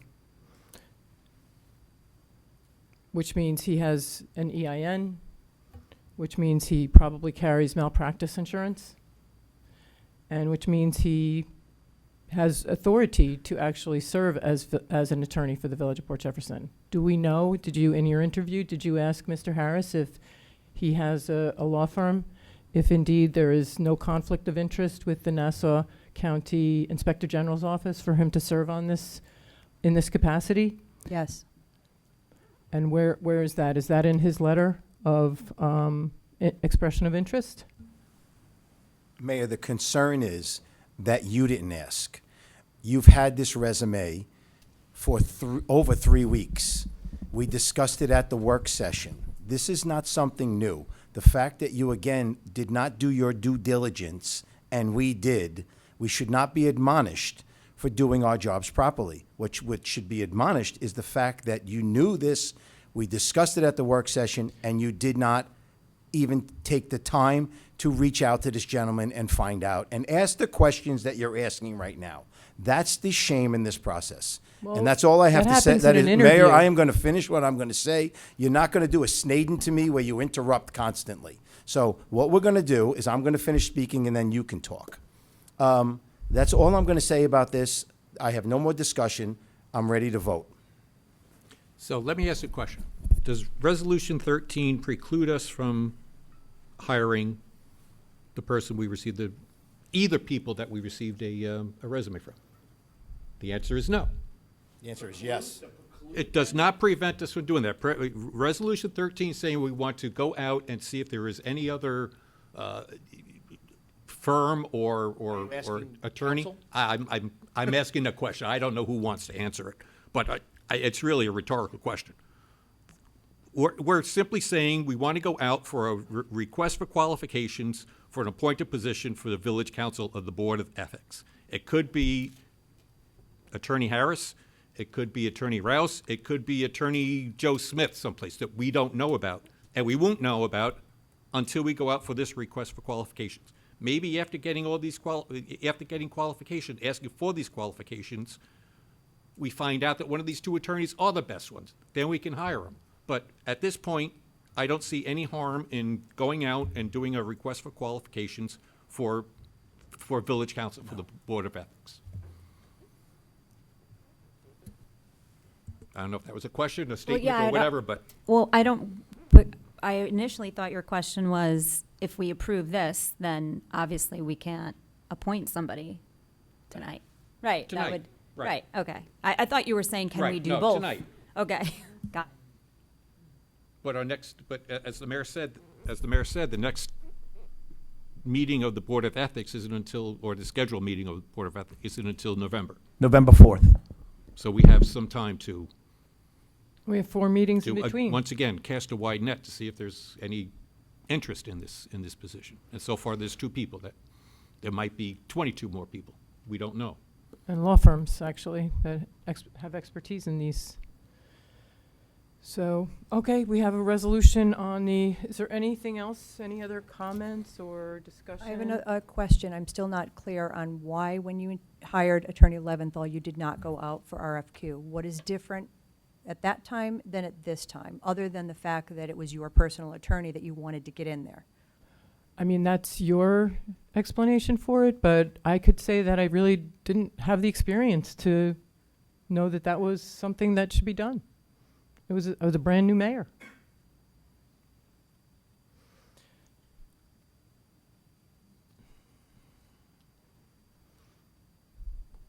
Okay, we have a resolution, a motion and a second. All in favor? I'd like to do a roll call vote, please, for this. Trustee Snedden? Just a second, I wanted to read that over again. What number was it? 13.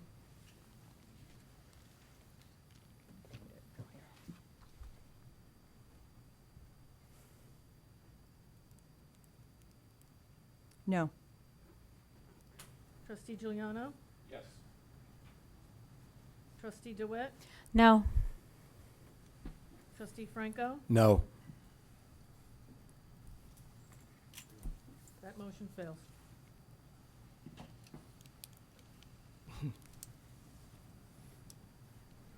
Resolution number 1482626, resolution approving the event application submitted by Barbara Ransom on behalf of the Greater Port Jefferson Chamber of Commerce and the Port Jefferson Events Committee for the closure of Arden Place from Starbucks to Lacova from noon through 6 p.m. on September 12th, 2026 and September 13th, 2026, with rain dates of September 26th, 2026 and September 27th, 2026 for the first annual Country Festival. May I have a motion? Motion? Second discussion, please. I noticed that this resolution is for Country Festival in September. We also have an application, event application for a Harvest Festival in October, and I understand the businesses are also planning some other festivals within that time period. I have received multiple complaints from village residents about the amount of festivals that we're having, the street closures, the fact that they feel downtown is so busy and they can't go and visit their local businesses and park and do all the things. So I'm learning that there's this event committee that has been put together. I don't know anybody, I don't know anything about it or who was on it or when they meet or what authority they have in making decisions for how many events and where these events are taking place. But I was asked to ask the board and the clerk how this process is working, when this event committee is meeting, if there is a certain number of events we should be having or not having, you know, if anyone could shed some light on that, I would appreciate it on the behalf of the resident that reached out. It's my understanding that the event committee is relatively new.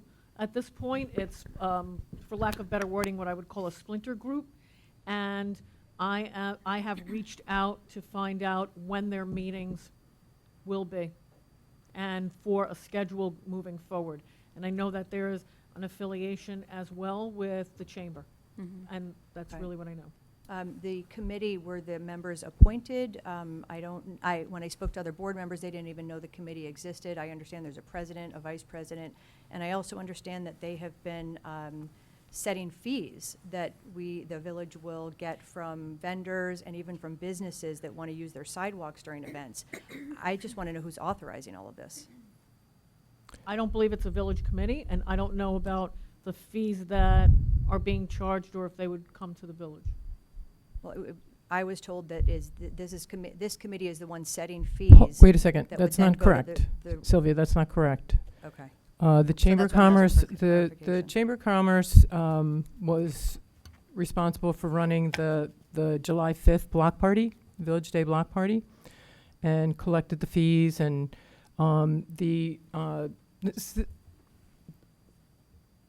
these discussions can happen at any time with the Chamber of Commerce and the bid and the Economic Opportunity Task Force. But right now, the Economic Opportunity Task Force has established an events committee that's working with the Chamber in conjunction. They're sort of creating a process and transitioning in real time to see how they can get things done more efficiently and better. So the second event, which was the Oyster Jamboree and Block Party, was coordinated by the Economic Opportunity Task Force Events Committee. And I think what they learned from that, and they're learning from each event that we have. So this is a little bit different. It's not closing down any main street or main artery or anything like that. It's just closing down a section. And that's the request. And I think the permit is actually in the attachments. And it's presented by the Chamber of Commerce for this particular event. So I'm assuming the Chamber of Commerce would have spoken to the businesses in that vicinity and have their approval on this stuff? Yeah. Okay, then It's safe. I'm okay with the resolution. So, but I brought up another question then. This economic opportunity, what did you call them? Economic It's a task force. task force. So what authority do they have to set fees for the village block party? I mean, checks are being made out to the village of Port Jefferson, and these fees are being set by a committee and not being passed by the Board of Trustees. That's a good point. Because the complaints came in, and I said, I didn't set the fees, we didn't vote on fees, I had nothing to do with the fees. I don't believe businesses should be charged fees to use the sidewalk they pay for in their rent, and I said I would ask. So I think we need to look at that at a later date, maybe at the next work session. Sylvia, if you could maybe put that on, please. And thank you that we have that discussion and then figure out how we go from there. I would appreciate that. Well, the Chamber will be setting fees for the next one, I think, but this isn't a block party, this event, but. This one, I said, Yeah. yes, I want to keep those separate. Okay. But just moving forward. Any other discussion on that? All in favor? Hi. Aye. Aye. Resolution 15, 82626. Was anyone opposed? I'm sorry, no, my microphone wasn't on. Aye. Oh, okay. Resolution number 15, 82626, resolution approving the event application submitted by John Ruggiero on behalf of the Port Jefferson Union Free School District for the use of specified village streets as well as village personnel for traffic control from 7 p.m. through 8 p.m. on October 16th, 2026 for the annual homecoming parade and authorizing a waiver of the requisite $50 application fee. We have a motion? Motion? Second. All in favor? Aye. Aye. Aye. Resolution number 16, 82626, resolution approving the event application submitted by Barbara Ransom on behalf of the Greater Port Jefferson Chamber of Commerce for the use of specified village streets for a parade, for the use of village personnel for traffic control associated with the closing of village streets, and for the dedicated use of 10 parking spaces at the village center from noon through 5 p.m. on October 17th, 2026, and October 18th, 2026 for the annual Harvest Festival. We have a motion? Motion. Second. Discussion. The 10 parking spaces, I believe trustee Franco asked at our last meeting if they were going to be used and where they were, and if they were being paid for. And the response, I believe, at that point was we weren't sure that they were even being used and it wasn't an issue, if this is the same event that we're talking about. So of those 10 parking spaces, are they paying for the loss of the revenue on those parking spaces? I don't believe so. I don't believe we've charged in the past. That would be a board decision. Mhm. So, to my knowledge, no, but I know that it was vetted with the Recreation Center director. Apart from that, it would be a board decision. Do we know if it was passed by the parking committee, trustee Franco? The parking committee has not met yet. But I'll bring it up to them. Maybe,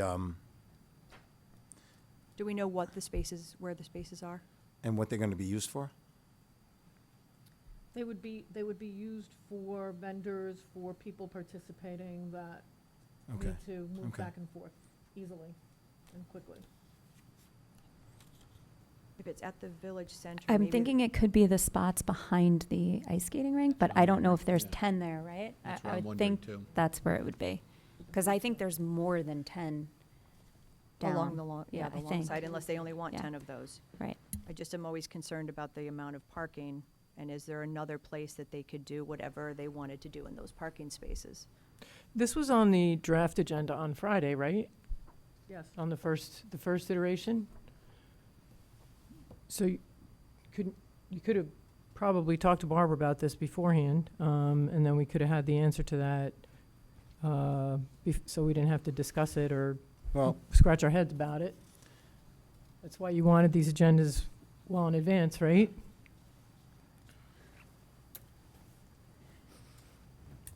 Mayor, Is do it a you, deal breaker, or do you want, it's not a should deal, we? it's not a deal breaker, but Mayor, were you not concerned about losing 10's parking spaces during a weekend event? Is that an affirmative statement, Which? what you just said? You asked me a question and said, is it a deal breaker? I said, no. And then I said, were you concerned about losing 10 Oh, I parking thought spaces you said, during? are we not concerned? So I No, wasn't I'm able to answer concerned. I that. said, are you concerned about you're telling me I should have looked into it, and did you look So- into it? so Were you not the- concerned? No, I don't have the concern, but I Okay. do know that the chamber pays a rental rate for this event, and it's pretty significant. A rental rate for the property? Okay. So, Is that something that we normally charge for events? Or- me? Me? Not you personally, no. Oh. The village of Port Is that Jefferson. what, I You don't said they understand pay a your rental question. rate. What do they pay a rental rate for? They use the space. It's a facilities use agreement. In the And village there's a center? rate. And around the whole park, because that's where the Dragon Boat Festival is. It's inside the village center, and it's, This is for In the Harborfront Harvest Park. Festival. oh, sorry. I was looking at the, That's why I'm unclear. I'm not sure if they're paying a rental fee for the Harvest Festival, I would but have- that's, I would have to ask Renee. I don't know if that arrangement has been made with the facilities manager. I'm not opposed to this resolution, but maybe, again, moving forward, if parking spaces are going to be used, we, as a board, figure out if that's something, Stephen, maybe you could help us kind of figure out what loss of revenue would be for losing those spaces, and if that's something we want to consider charging or not. I don't know. I don't have a hard, decision on that, but I think it's something that we should just be aware of, because parking is such a large issue. Okay, just, it's great to have questions in advance, and we would have the answer for you at the meeting, and even trustee DeWitt could have her discussion through her liaisonship with the manager of the village center to find out. I think that's the purpose of discussion during a motion, but thank you for that advice. Appreciate it. It's just procedural. And it's just out of respect for the fact that the clerk is putting this stuff together now for Friday, and you have time to think about it and investigate things. So all in favor? Aye. Aye. Motion carries. Resolution number 17, 82626. Resolution authorizing the Village of Port Jefferson Justice Court to apply for a Justice Court Assistant Program, JCAP, grant in the 26-27 grant cycle for an amount not to exceed $30,000 total. May I have a motion? Motion? Second. All in favor? Aye. Resolution number 18, 82626, resolution ratifying the approval of the attached proposal in the amount of $34,800 submitted by LK McLean Associates, known as LKMA, for professional architectural and consulting services related to the construction of the Caleb Brewster Boathouse and Museum, with the $34,800 to be paid with $17,400 of Discover Long Island grant funds and $17,400 of Village Parkland funds. May I have a motion? Motion? Second. All in favor? Aye. Resolution number 19-82626, resolution authorizing the solicitation of a request for proposals for required remediation work on the retaining wall at Centennial Beach per the existing FEMA 4839 Hazard Mitigation Project number 809268, scope of work. May I have a motion? Motion. Second? All in favor? Aye. Resolution number 20-82626, resolution authorizing the solicitation of a request for proposals for a concessionaire to provide hot and cold non-alcoholic beverages as a pilot program at the Village Center for the 2026-2027 winter season. May I have a motion? Motion? Second. All in favor? Aye. Resolution number 21-82626, resolution decreasing the general fund budget by $31,000 due to updated parking and fine revenue projections by authorizing Treasurer Gafka to perform attached budget amendment number 135 as follows. Decrease revenue line item A1740, off-street parking by $101,000. Increase revenue line item A2610, fines and forfeited bail by $70,000. Decrease expense line item A1910.4, insurance expenses by $21,000, and decrease expense line item A1920.4, municipal expenses by $10,000. May I have a motion? Motion? Second. All in favor? Aye. Aye. Resolution number 22-82626, resolution authorizing the use of general fund balance for the first annual payback to the capital fund to correct revenue funding allocated for certain projects, as detailed in the 7-year capital fund summary report performed by PKF O'Connor Davies by authorizing Treasurer Gafka to perform attached budget amendment number 133 as follows.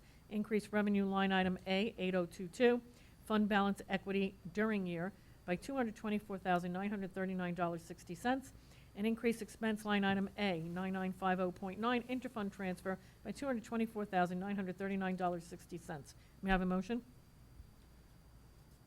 Motion? Second? Discussion? Stephen, would you be able to break this down into simple language for the community to understand this resolution?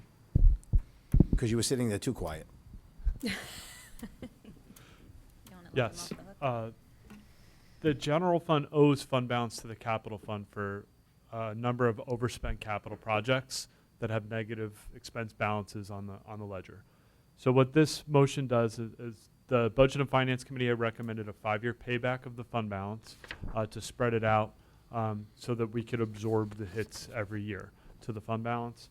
And this is the first one of the first one of 5 that we'll be doing. And this will, I think there's another resolution following that clears out 2 capital projects, one being a Longfellow drainage, sewer, wastewater, not wastewater, Longfellow drainage product, stormwater, that's the word. Stormwater. Excuse me. And another one was DPW facilities improvements. So this will clear those 2 projects out, and then next year we will figure out, over the course of the 5 years, even amounts to clear out more projects.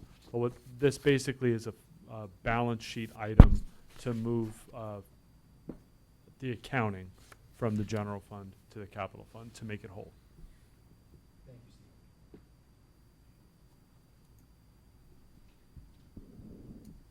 All in favor? Aye. Aye. I'm sorry, I just want to interrupt. Could we go back to Resolution 21? I just have a question. Is that all right, Attorney Moran, procedurally? It's okay It's with not, me. I mean, Go I ahead. don't want to, I would say it's fine. okay, I just have a question. I forgot to ask. Increasing line item, the fines and forfeited bail by $70,000 would bring that line up to what total? 695,000. So that number is well above any actuals that we've received on that line. The most I believe we've received is back in 2023 in the area of like 400 and something. So that much higher projected amount comes from where? two things. One, the increase of activity, which is we've had a pretty since January of last year through. We've had a number of months that we're writing a certain number of tickets.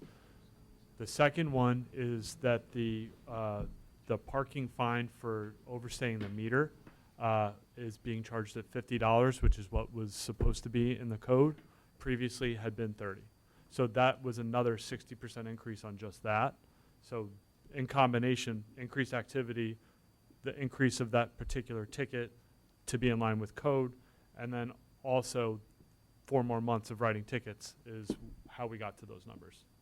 And and we're already through August, through where we are in August, we're ahead of even the budgeted allocation of 625. We were trending slightly ahead. Okay, thank you, appreciate that.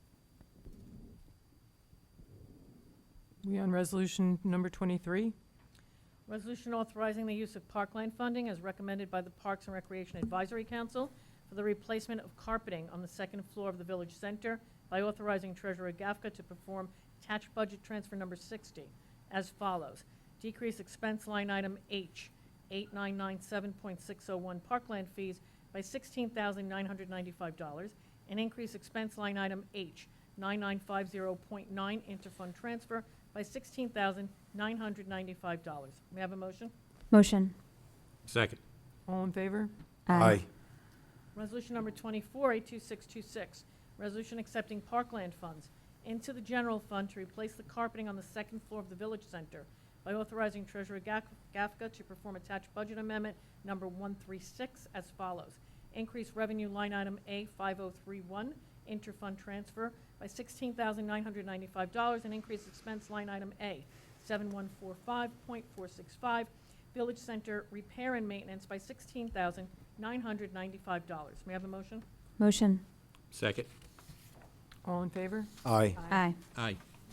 Resolution number 25, 82626, resolution authorizing the use of parking funds to fund the purchase of 3 Bishop-style lighting fixtures for the Salt Meadow parking lot to replace damaged and defective lighting fixtures by authorizing Treasurer Gafka to perform attached budget transfer number 61 as follows. Decrease expense line item H, 3320.21, parking capital improvement by $17,380.97, and increase expense line item H, 3320.211, parking capital improvement Salt Meadow by $17,380.97. May I have a motion? Motion. Second. Discussion. Stephen, is this part of the proposal that you showed us at the work session? No.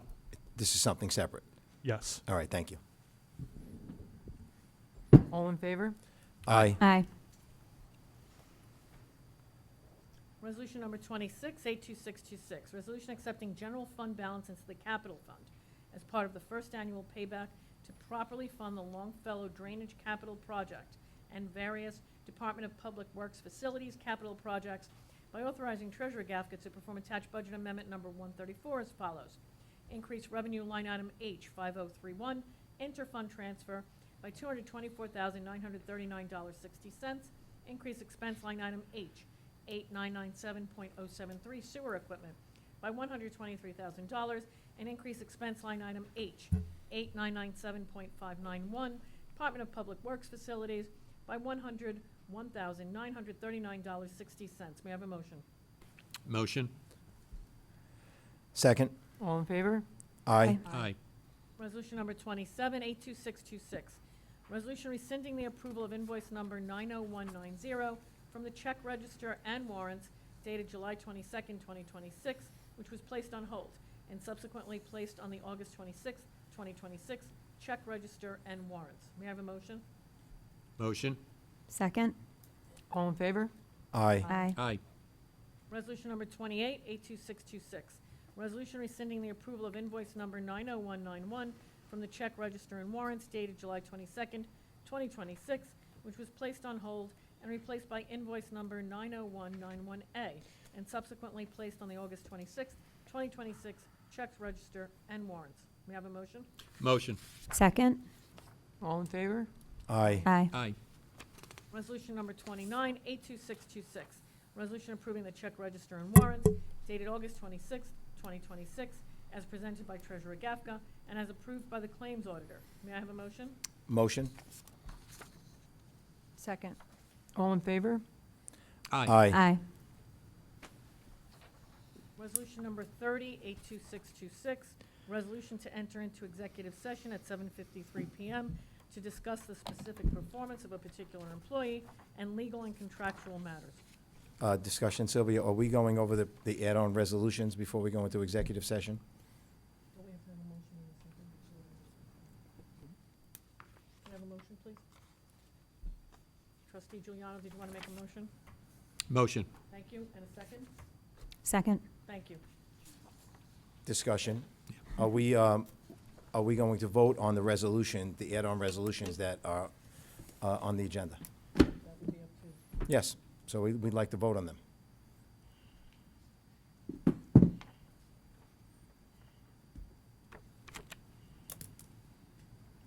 So we have 4 proposed add-on resolutions. Trustee Giuliano, yours was first. When did you get Well- these? Friday? Monday? No. Thursday? Monday, Tuesday? So, Monday and Tuesday? okay, not a whole lot of time to deliberate or discuss or have side conversations or anything. Okay. Predetermined. Okay.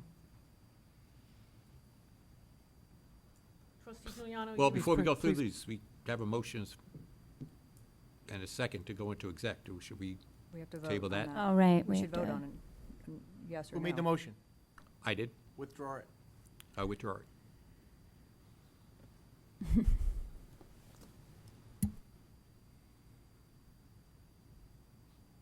Thank you.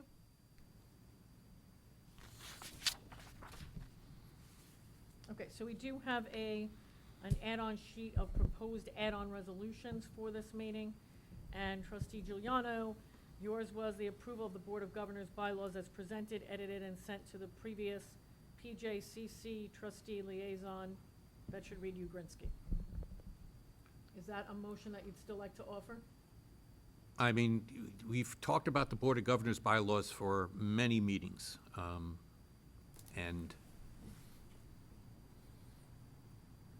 Trustee Giuliano, This if I board- could help with that statement, maybe? yeah, I don't believe it's necessary to vote on those bylaws. I believe they're promulgated by the Board of Governors. I know I reviewed them at some point for sufficiency, but they're the bylaws that govern their own agency promulgated by them out of reach of this board. So you could do a pro forma blessing of it, but I don't think it's required. Might I just interject? Please. Those bylaws have to come to this board for approval. So they were not sent to this board for approval. They were sent to us.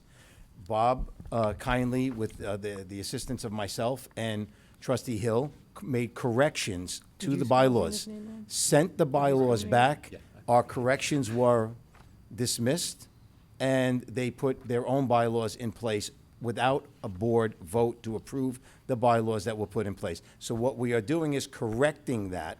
We are going back to the bylaws that Trustee Giuliano, Trustee Hill, and myself modified and sent to give to them to say, these are the bylaws we want you to move forward with. And, Are you a voting member of that board? no, I'm a voting member of the Board of Trustees. Again, Pardon me, I they're an respect- advisory board, sir. I respectfully, on that statement, clearly you know much more about it than I do, having only received this yesterday. I don't know whether or not the code says they have the right to promulgate their own bylaws. I know they're an independent board appointed by this board, and I believe, unless I'm No, mistaken, they're and I elected. don't know, they They're have a elected by charge. the members Again, in of the an country club. advisory. They're not appointed by this board. Everything they do has to come back to this board and the CCMAC for approval from us. So, but again, but just to go back, Dave, and you might have forgotten, we've discussed this months ago. I didn't forget, I was in Florida when we had the Yeah, discussion. we had this discussion months ago about this, so. actually, it's been more than that, because the been first years. I had 'em discussion from we had Stan was. Loucks. Exactly. It was a Trustee long time ago. Loucks. So Yeah. it's time for us to implement the bylaws that. My simple the statement, Trustee corrected Franco, bylaws. was I believe the Board of Governors has the right to adopt their own bylaws That's just my opinion. You Can I could- jump in, You could please? choose to ignore it. Section 15116, Powers of the Board of Trustees, Sub A, says to adopt, amend, and repeal rules and regulations after due notice and public hearing by the Village Board of Trustees. Said rules and regulations shall not be in force and effect unless and until said rules and regulations have been approved by the Village Board at a public meeting. Okay. So, I believe that applies. Where does so I the didn't say country don't club vote. has. I said I don't think you have to. I think they're the bylaws. There's no legislative equivalent, number one. Number two, there are 4 member organizations within the Port Jefferson Country Club that have bylaws. The Tennis Association, the Harbor Hills Tuesday Tournament Group, and the Weekend Tournament Group, as well as the Board of Governors. None of those bylaws have ever been passed through the Board of Trustees for approval. The members vote on them. The members approve them, and the members approve the bylaws as written. If the bylaws need to be amended, the members get to vote on the amendments at the annual meeting. And that's how that works. and in this instance, we're saying that and we reviewed those bylaws. Lauren, if what you just said was accurate, those bylaws would have never come to this board. Bob, Kyle, and I would never have made corrections to them and sent them back. The reason we got them is because they needed our approval of this board to say, these are good to go forward with. So those came to us, we reviewed them, corrected them, and sent them back. So, There's no legislative equivalent. so what we're saying now is, I agree with trustee Giuliano, that we made the correct modifications on those bylaws, and this board should vote to put those bylaws in place that we corrected. But you're not members of that country club. Why would you have a say unless you're a member in how the bylaws are implemented and adopted? Lauren, we have a say in bylaws that are going to govern something that is a $4 million budget and an asset of this village. Yes, we have oversight. So when they put together bylaws that go to the CCMAC, and then they come to us and we say, all right, great, here are the corrections that we want to implement to these bylaws to make them, the board, approve them, and we send them back, well, we'd expect those amendments to be acknowledged and left in. Pardon me, Lauren, you let me finish. So again, whether we're a member of that course, and trustee DeWitt and I, well, I was in the past, and trustee DeWitt has been a member, yes, we have oversight over this, and modifying those bylaws for our asset, this is a major asset in the village, is appropriate for this board to move forward on, and that is why trustee Giuliano put this forward. I have a question. Who decides whether the Board of Governors, like, even exists as a group? Because there was a long period of time where there wasn't a Board of Governors, right? Board There of wa- Trustees voted to have a Board of There Governors. was, right? And then there was a period of time where there wasn't, and then it was brought. So we have the trustees, and obviously you, the mayor, have the power to decide whether there is a Board of Governors or not. I'm legitimately asking. Yes, a the Board of question. Trustees Do- voted to have a Board of Governors brought Okay. back, yes. Okay. So the Board of Governors were in place for a very long time, and there was a representative of the Board of Governors sitting on the CCMAC, which there is now, for a very long time, several years, not very long. The Board of Governors felt like they had no actual input into the decisions that were being made by the CCMAC, so they disbanded. And so when tennis was in place and golf continued, there were representatives of the Tennis Association on the Board of Governors, the president of the Tennis Association, the president of the Tennis Association had an automatic appointment to the CCMAC, as did the president of the Board of Governors. The bylaws of the Board of Governors and the bylaws of the Tennis Association were promulgated by those bodies independently, and they were voted on by the membership. And that's how those boards ran. And they ran up through the CCMAC, and then the CCMAC was advisory to the Board of Trustees. It's still that way. Doesn't change. If there are changes to the bylaws as they exist now and exist on the website, because the membership voted to approve the bylaws, if there are concerns with the bylaws, that information should be articulated and shared with, I would say, the CCMAC to take a look at it, and then it can be brought to a vote of the membership at the annual meeting in December, when they vote for the new members of the Board of Governors. There If are I 3 could- seats opening up this year, and those individuals are eligible to run again for a second term.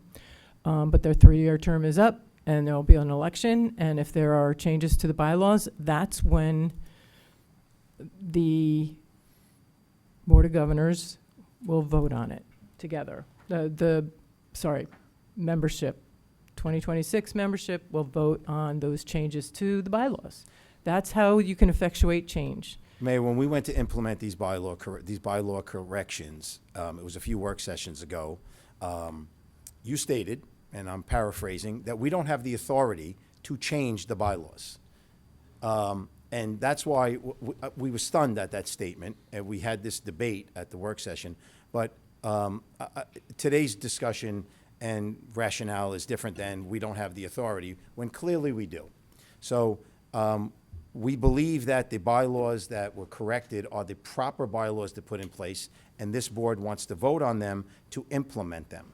So what I would ask is a vote to push through I'll second Trustee Giuliano's motion on this, to vote and put these new bylaws in place. Mayor, may I be- Corrected. I know that I received a copy of bylaws. I know that as counsel, I was asked to review them for sufficiency. I don't know when changes were made, if I reviewed a final version or not. I haven't researched the issue of whose responsibility is to promulgate the Board of Governors. I'm just going to speak with my opinion, not backed by anything legal except my stomach, that it would surprise me that an independent board, although appointed by you, are told how to operate their organization by you, because otherwise, why have a board at all? Just let everything come here. Pardon me, Attorney Moran. I'm in the everything- middle of a sentence. I Please let me apologize. finish No, so I I'm can sorry. don't lose Yeah, my thought. You're right, Because David. again, I'm doing a lot of this on the fly because I just found out about it. It's kind of frustrating for me as well. So I don't know when the changes were made. Trustee Hill made some, apparently you made some, Trustee Giuliano made some. I would at least like to put a legal stamp on it to review it, because I don't know what version is being voted on tonight. I have this version, which was sent to me. I don't know if it's the version you guys corrected or not, or what was added, or what was taken away. I have no idea. I would like that opportunity. All right, that's a good point. Have you seen the edited, Yes, the I was proposed given, edited? I did, yes. Is it in our packet? I've had this forever. I just don't know. No, but when. I mean, is the version that we're supposed to be voting on in our packet tonight? Was it The attached to edited the? version was emailed to when the board was a little different, everyone received the edited version. And what it had was what was originally, Bob did a nice job, what was there, and then the corrective procedure underneath it. The So proposed every- amendments, Mayor, yeah. you and everyone on this board received that one. Well, I don't know. Trustee Sneeden got it. I can confirm I do Okay. have it. I don't know and if read the through Trustee it. DeWitt saw it. two We've all And I- looked new at board it. members. Would this be something better, and I'm asking you, Dave, to hold over to the work session? We waited this I long. expressed my concerns. I don't know which version was corrected, which one I reviewed, which one I didn't. That's my concern. I mean, For I me wanna to do tell this- you when to do it is not really my responsibility. I'm your attorney. I'm expressing to you that I have concerns about the version, when I approved it, and what could have changed since. I don't know, because it's an add-on, and I wasn't prepared to discuss it. All right, because if we're going to do it, I want to do it right and not have to do it As do 15 I. times, so. Would we be, I'm asking your opinion, would we be better off waiting? I forward this over to you, we discuss this at the work session. Please. And then you can have Again, my job is not to do anything except approve it for sufficiency.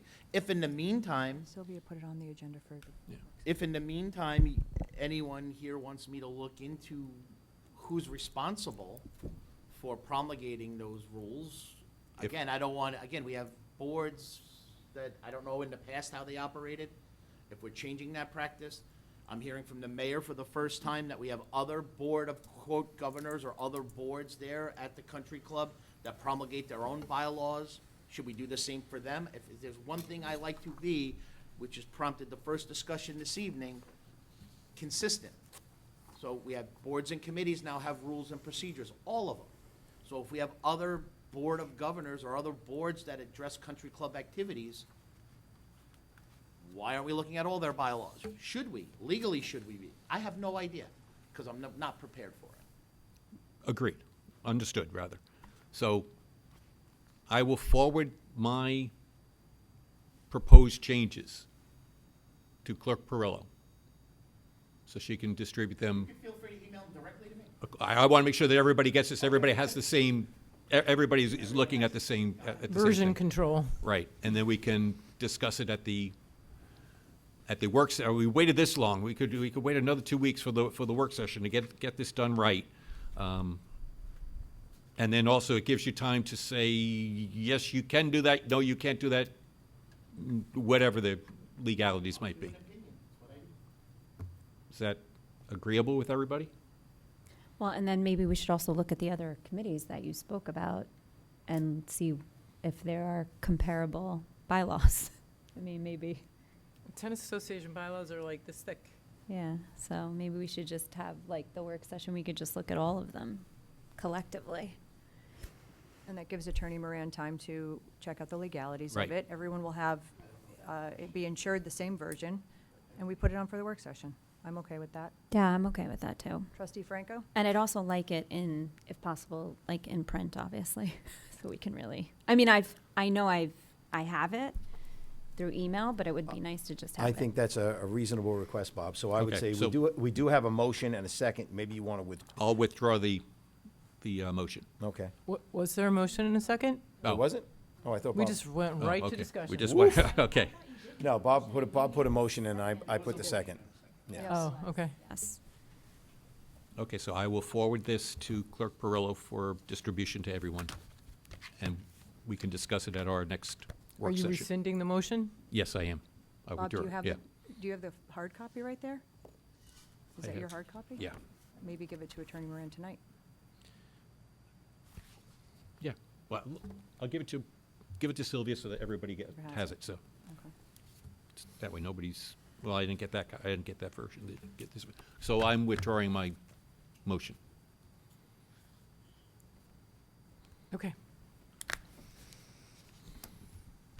Next, we have trustee Sneeden, a resolution appointing Christina Peterson as a member of the Village of Port Jefferson Board of Ethics, effective immediately, for a term consistent with the applicable provisions of the village code. Motion? Second. Discussion, that should be Pederson, P-E-D-E-R-S-O-N, not S-E-N. S-E. I'm sorry, you know better. Thank you. You're welcome.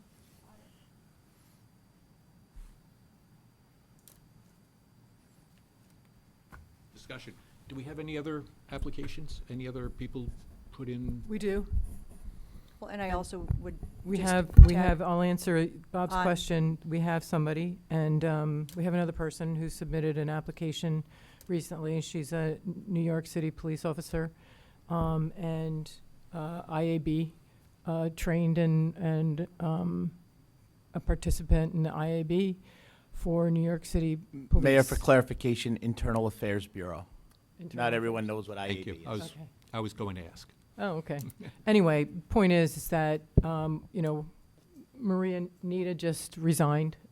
Position opened up. Her term expires, I believe, in 2027. And this is a term that is to replace that position right now. And so it would be for the term to expire through Maria's vacancy. And I would love to have an opportunity to recruit more candidates for this position, since the next meeting isn't until November again. And I have, I have respect for Christina. This isn't personal, but if we're hiring people or encouraging people to be on a board of ethics who are like best friends with board of trustee members. For the record, I did not encourage her to be on it. I know, but it's I'm just- Mayor, may I? It's so just inappropriate. Yeah, My It's God, not Laura. inappropriate. I really Extremely didn't. inappropriate. Should we go through the entire list of committee members and Mayor, board may members I? and how they're related to different boards of trustee members? It's a Yes, small you may. village. Everyone knows everyone. In reference to the Code of Ethics, the original version, as submitted by Leventhal and voted on and adopted, prior to its adoption, stated correctly that Ethics Board appointment is mayoral. That was changed through discussion in this room. At your request, I did research into challenges to you, what you perceive to be your mayoral authority. What I uncovered is that under under municipal home rule, if a board attempts to usurp statutory authority of an elected official, that action is subject to mandatory referendum. So in reference to the ethics code, and For those who don't know, what is a mandatory referendum? a public vote. I will dovetail back into some comments that were made earlier. I don't know whether it was a misstatement or not, but in reference to previous ethics board appointments, including that of Ms. Donnelly, who's in the room, there was a perception, because it was never looked into, that the statute was legal upon the appointment. And I believe the previous members of the Ethics Board were also mayoral in nature, which is why you did not take exception to Board Member Donnelly's appointment to the Ethics Board. And when you use the word illegality, I just want to make it clear, it's nothing that Ms. Donnelly did illegal. It's the statute itself that has issues. And those issues are glaring.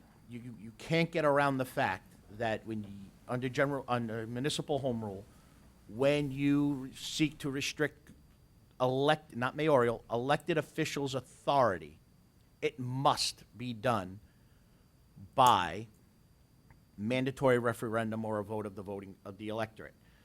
Oddly enough, in researching the issue, there's a comptroller opinion, and I'm reading the comptroller opinion, and I'm like, a lot of this sounds familiar. And it sounds familiar because it actually is the seminal comptroller opinion in reference to mayoral power, restriction of mayoral power, mayoral ability to remove, and mayoral ability to act at Board of Trustee meetings.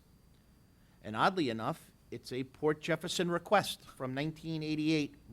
Village Attorney Robert J. Moore, Village Attorney, requested the information.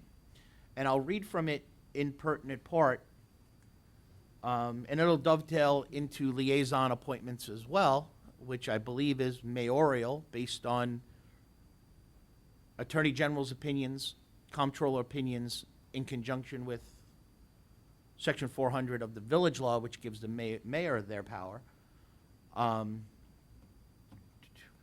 Initially, we note, this is from the comptroller, that under Section 23-2 of Municipal Home Rule Law, a local law is subject to mandatory referendum if it abolishes, transfers, or curtails any power of an elected officer.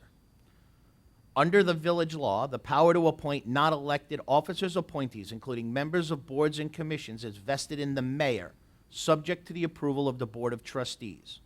Village Law 3-3013, 3-3085, 4-401, and 1C. A local law establishing a Board of Commissioners which extends vested power to the appointment power in the Board of Trustees rather than the mayor it's a must, be submitted to mandatory referendum. I was here when it happened, although I didn't draft the statute. I don't believe that the Ethics Board was subject to mandatory referendum. What I believe the walk-on should be this evening is setting a public hearing, amending the codes that don't comply with New York State statute, because any appointments made under them are ultra vires, which means illegally done. Not illegally because anyone acted intentionally, but legally, substantively, because you didn't follow New York State law. In reference to this particular question posed, it had to do with the creation, oddly enough, of the CMACC. And how that all came about. And at the time, I already read the pertinent parts. It goes on to talk about other things not germane to this discussion. But this was promulgated because general municipal law creates the appointment of Recreation Commission, which I believe was the enabling. Every local statute needs an enabling state statute. And in this case, in the formation of the CMACC, General Municipal Law 243 provides the appointment of members of a recreational committee to be established by the mayor, subject to the Board of Trustees. The local law altered that, or quote unquote restricted, or what was the word? Curtailed the powers of an elected official, which was the mayor under the state statute, and therefore it's opined by the comptroller that it was must have been subject to mandatory referendum. I just don't want to see this board go down a road where all of these appointments, anyone seeks to undo them because technically they weren't done correctly. I believe this board has the authority to go back and fix it on its own motion, to go back and comply with state statute law. Otherwise, run the risk of all your appointments being undone. And I have to advise you as your counsel that they would be ultra vires, as I said earlier, which is an illegal act. Because I don't believe, unless the clerk can prove me wrong, that the code of ethics was subject to mandatory referendum. By its very nature, everything defaults back, as the opinion says, to 4-400 and the appointing authorities of the mayor, which is the intent of village law, that the mayor is the chief executive officer of the village, responsible for the day-to-day operations, and therefore could run the village as they see fit. I think very opinions like this, and the very nature of the opinion and very nature of village law, is that that's the way it's supposed to happen. The people elect a mayor, different than maybe a school board, different than maybe a town or a county, but at this local level, people elect a mayor with the understanding that they're going to run the village and not have their power usurped. You keep saying the mayor's power is being usurped. This has come up several times. And so are you saying, I got a couple questions, Dave, so I'm going to cut you off for a minute. Okay. How is the mayor's authority being usurped? Earlier, you said that the Board of Trustees has and the mayor have the right to vote on a specific item. Just say, for example. Let's be specific to the question.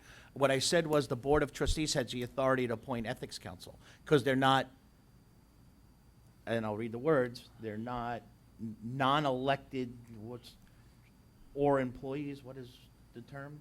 They're independent, hold on. Yep. They're independent contractors. They're not non-elected officers or employees. So we can. Hold on, that falls squarely on the mayor's purview. I didn't write the opinion. So wait a minute. So we can appoint the ethics attorney. Correct. But we can't appoint the members of the ethics board. You are 100% correct. So wait, let me jump in there. So section 41-23 of the Port Jeff Village Board of Ethics Code, sub A, is Correct. not proper. Correct.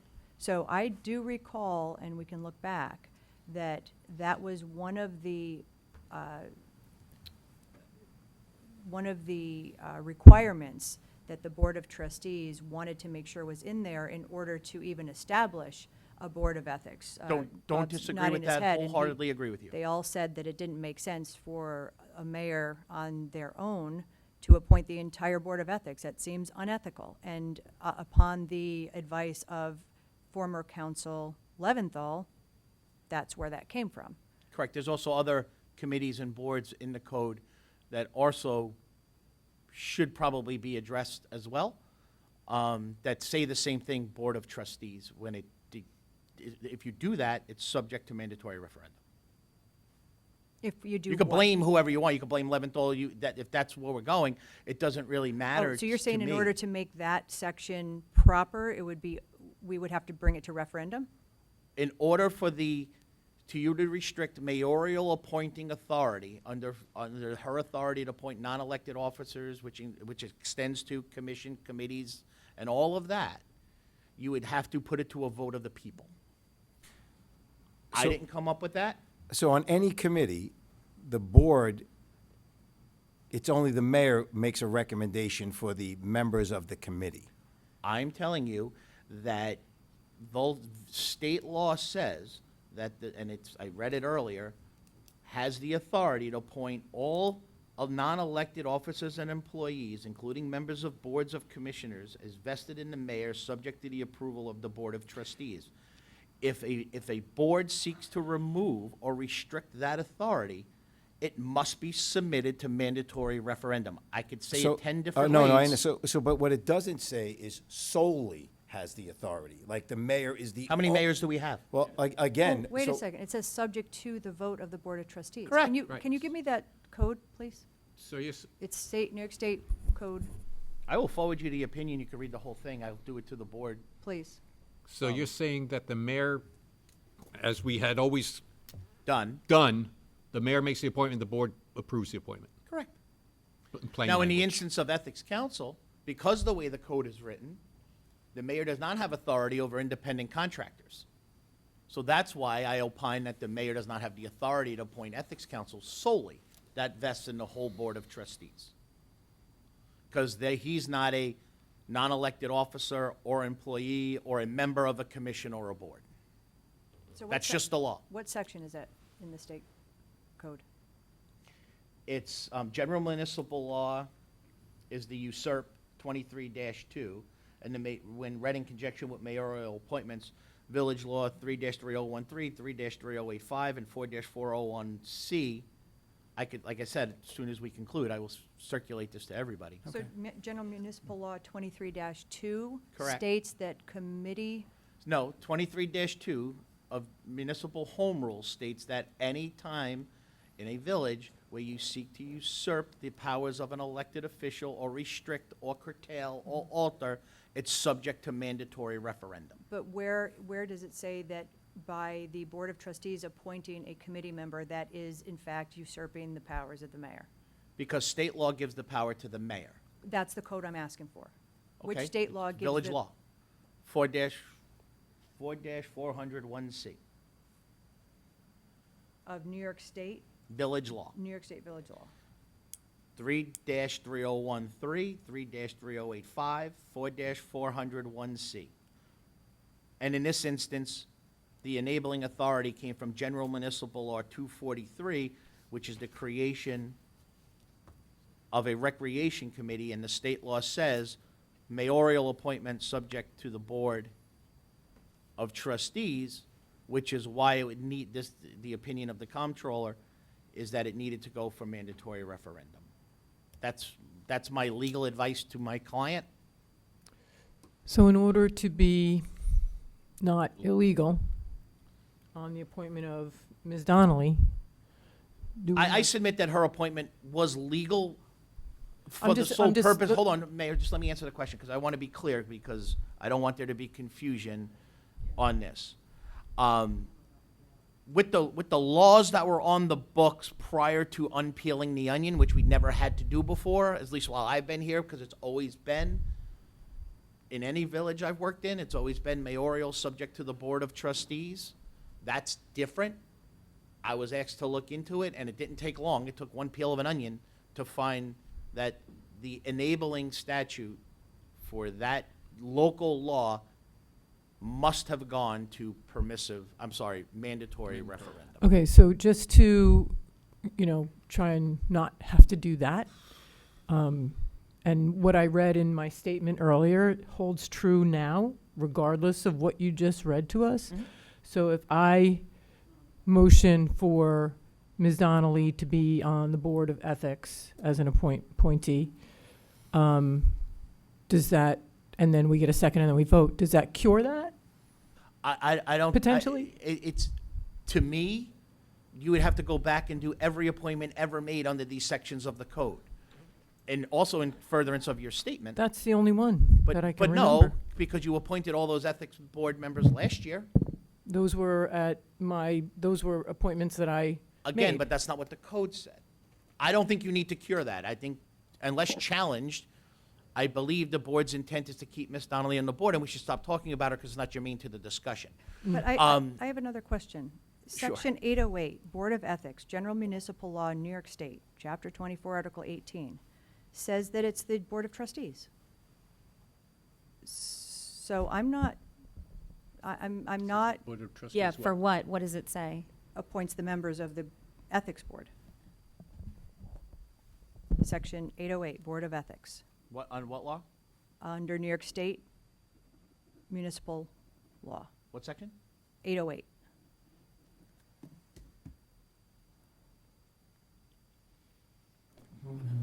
They're putting you to work tonight, Dave. Well, it's nice to do research in real time. Well, again, this is all add-on, so it's kind of difficult.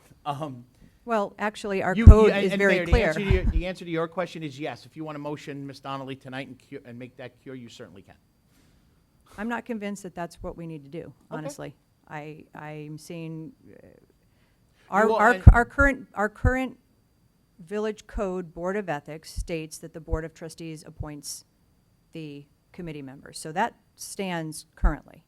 And there have been, But to is that date, in no compli- challenges. But does that comply with state law? I say yes, based on Attorney Leventhal's advice and based on what I'm reading in New York State Municipal 808. I think I like the we need to opportunity to do- look at it because you also sent me a section earlier tonight that was not germane to any discussion. So laws are weird like that, and I'm not saying you're wrong. I'm saying I'd like the opportunity to look. this one clearly says Board of Ethics under New York State. So Okay. I think it needs to be looked at. I don't think we should make a sweeping decision right now when our current village code states what it states. I hate sweeping decisions on the fly. Yeah. I'd like to do the research, and again, I didn't have a lot of time. I'm doing what I can in the time I'm given. And your reference is to home rule, not New York State. So where do those two, I don't know as I sit here. I know. Well, our village code currently states the Board of, I know the original version Trustees. said mayor subject to the Board of Trustees. I know that's what it originally said, because I remember the discussion. Am I Okay. expected to do this as I sit here, or are we gonna do something no, with these? no. No, we got two more to go. Well, it's gonna be the same answer for trustee Franco's appointment. I believe that the way the Attorney General's opinions, the comptroller opinions, that liaison appointments that aren't covered anywhere are subject to the original intent and default to the mayor. That's my answer to the longstanding question. subject to vote of the Board of Yes, ma'am. Trustees. Yes, ma'am. So let's play devil's advocate. The mayor brings forth a candidate. We don't agree. You Mayor bring brings forth forth the another next candidate. candidate, and we continue that process. And in the meantime, we have Bob, who everyone agreed on. Except Bob. But I think if we open that can of worms, I believe the entire code of ethics needs to then be looked at, because I clearly remember that discussion of those who voted for that code did so because that was one of the provisions, that it was an entire board vote, not just appointments by the mayor. Okay. Right, Bob? Yeah, and I also remember. I remember the discussion as well, and I don't think you're wrong. Yeah, I also remember certain members of the Board of Trustees interviewed the prospective candidates for That's the Board of Ethics. And made a recommendation based on that, but I thought we had made a recommendation to the mayor, and then the mayor made the appointment, but this is going back 3 or 4 years, so. You just have to go back to the videotape. So are we tabling the last page so I can actually get answers to questions in less than have the answer to number 3. You can vote on that. What's number 3? Go back. Oh, okay, fair enough. We have a motion, I'm sorry. Hold on, Sylvia, before you go. So Trustee Giuliano's was withdrawn. I withdrew it. And Yes. you're gonna let me help you, help me help you. Yes. The current application is to appoint Christina, however you wanna spell it, Peterson.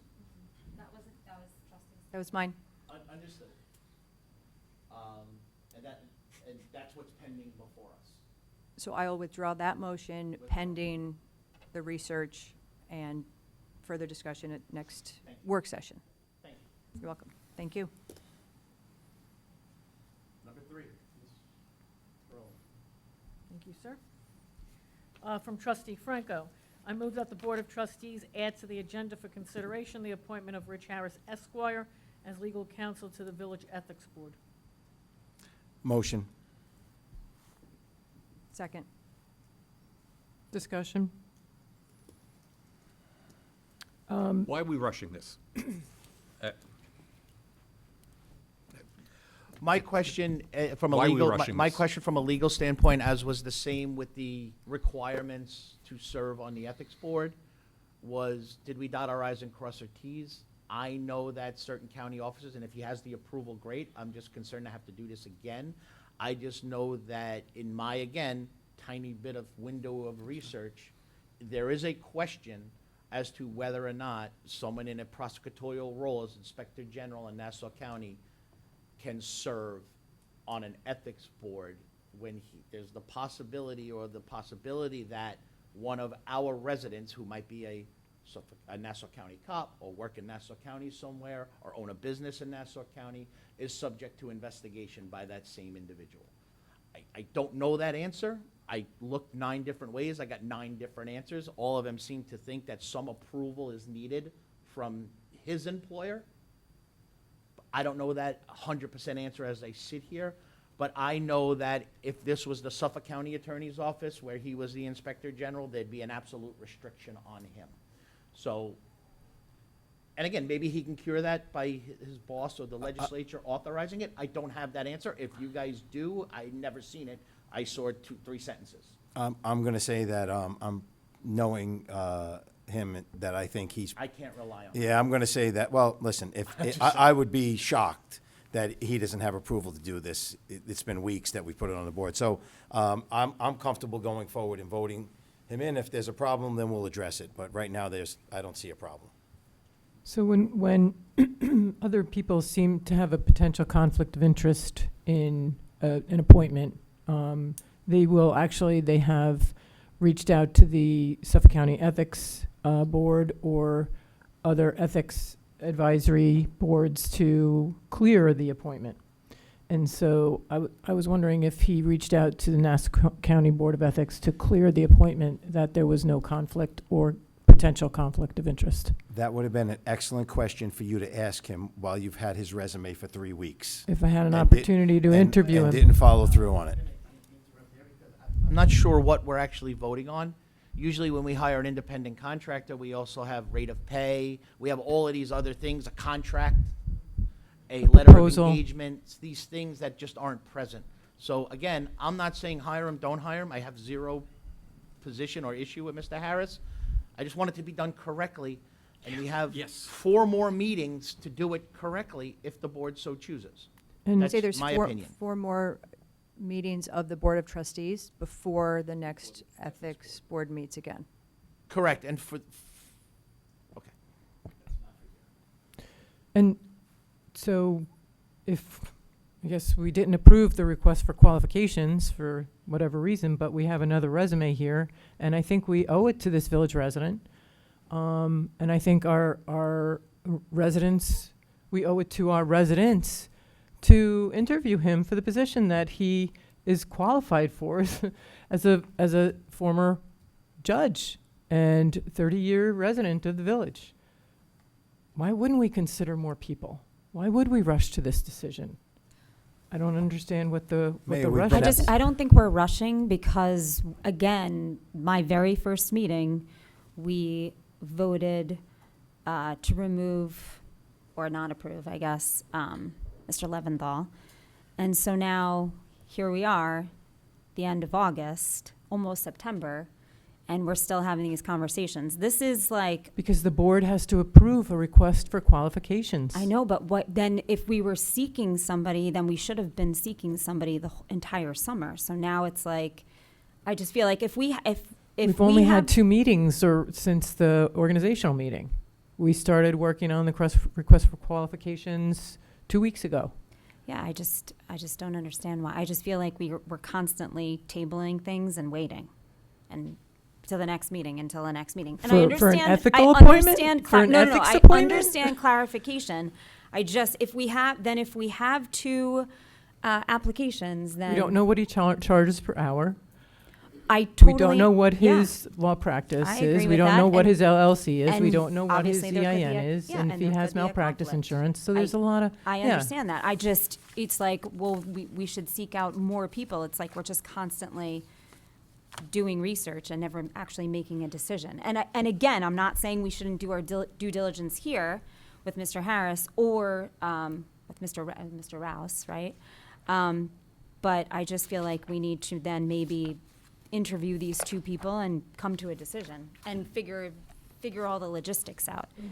But that was the point of Resolution 13, was to, I'll go back to what I said before, to cast a wide net. And from what you just said, why didn't we reach out to more people? That was our Right, attempt but- to reach out to more people. But then, Bob, all these questions could have been answered if the mayor took the initiative to reach out to this gentleman and say, this is what we need from I you. still would have wanted to, Hold on, Bob, provide us with this information. I still But would have the- wanted to do a request, I still wanted to approve Resolution 13, to, again, cast a wider net. I Again, submit we'd be I'll in go the back to my same original question. spot. Why are we rushing? We'd be in the same spot because we don't have pertinent information, like what does he charge? Where's his letter of engagement? Did he sign it? What's the offer to the village other than he wants to be the ethics council? These are pertinent information we need to contract. And You can't ask me to authorize it or rubber stamp it or say it's okay if legally I can't. No, Dave, you're correct, and I would say, based on that point, we should table this motion until the work session, get all his information in, his particulars in. Hopefully, the mayor can find some time, and Bob can find some time to interview him and speak to him, and we'll get all his particulars and go forward from there. That would be a suggestion. If you actually want to see what his qualifications are, then hopefully when we come to the work session, Mayor, you actually speak to the gentleman. And I would suggest the same for Mr. Rouse. Same process. Agreed. Okay, so this motion is tabled? We did it, Dave, we agreed. So is Bob, it- mark it on the board. Yeah. So is that a motion to table, Trustee Franco? Or it's Well, he's it's a rescinded or Why withdrawn. don't you change the motion to show exactly what what conclusion you all just came to as to what is expected to be done between now and the next meeting? So to Randy's point, this doesn't just continue and continue and continue, and we get to the point where there's an ethics meeting and there's still, an interim attorney who. It's not gonna be me. Right. So why don't we make that motion, I don't mean to speak for you, Trustee Franco, No, but it's do you see fine. what I'm saying? Yes. Make the motion, If we do a request for qualifications, there are date certain timeframes on when the requests should be received by, Yes. and all the entire process. This is actual municipal process, right? Procurement process, right? Am I correct, Treasurer Gafka? what's the It's- tightest timeline that we could do, Sylvia? I'm sorry, Clerk Perillo. Thank you. Too formal. I know. Wait till like January to be like, hey, you. Yo, What we do. you in the middle. Mayor, while Clerk Perillo looks that up, you had mentioned earlier the ability to maybe cure Miss Donnelly's appointment. Is that something we're still looking to add on this Sure. evening? Yep, So I would, just don't want to let that go by and lost in the mud. okay.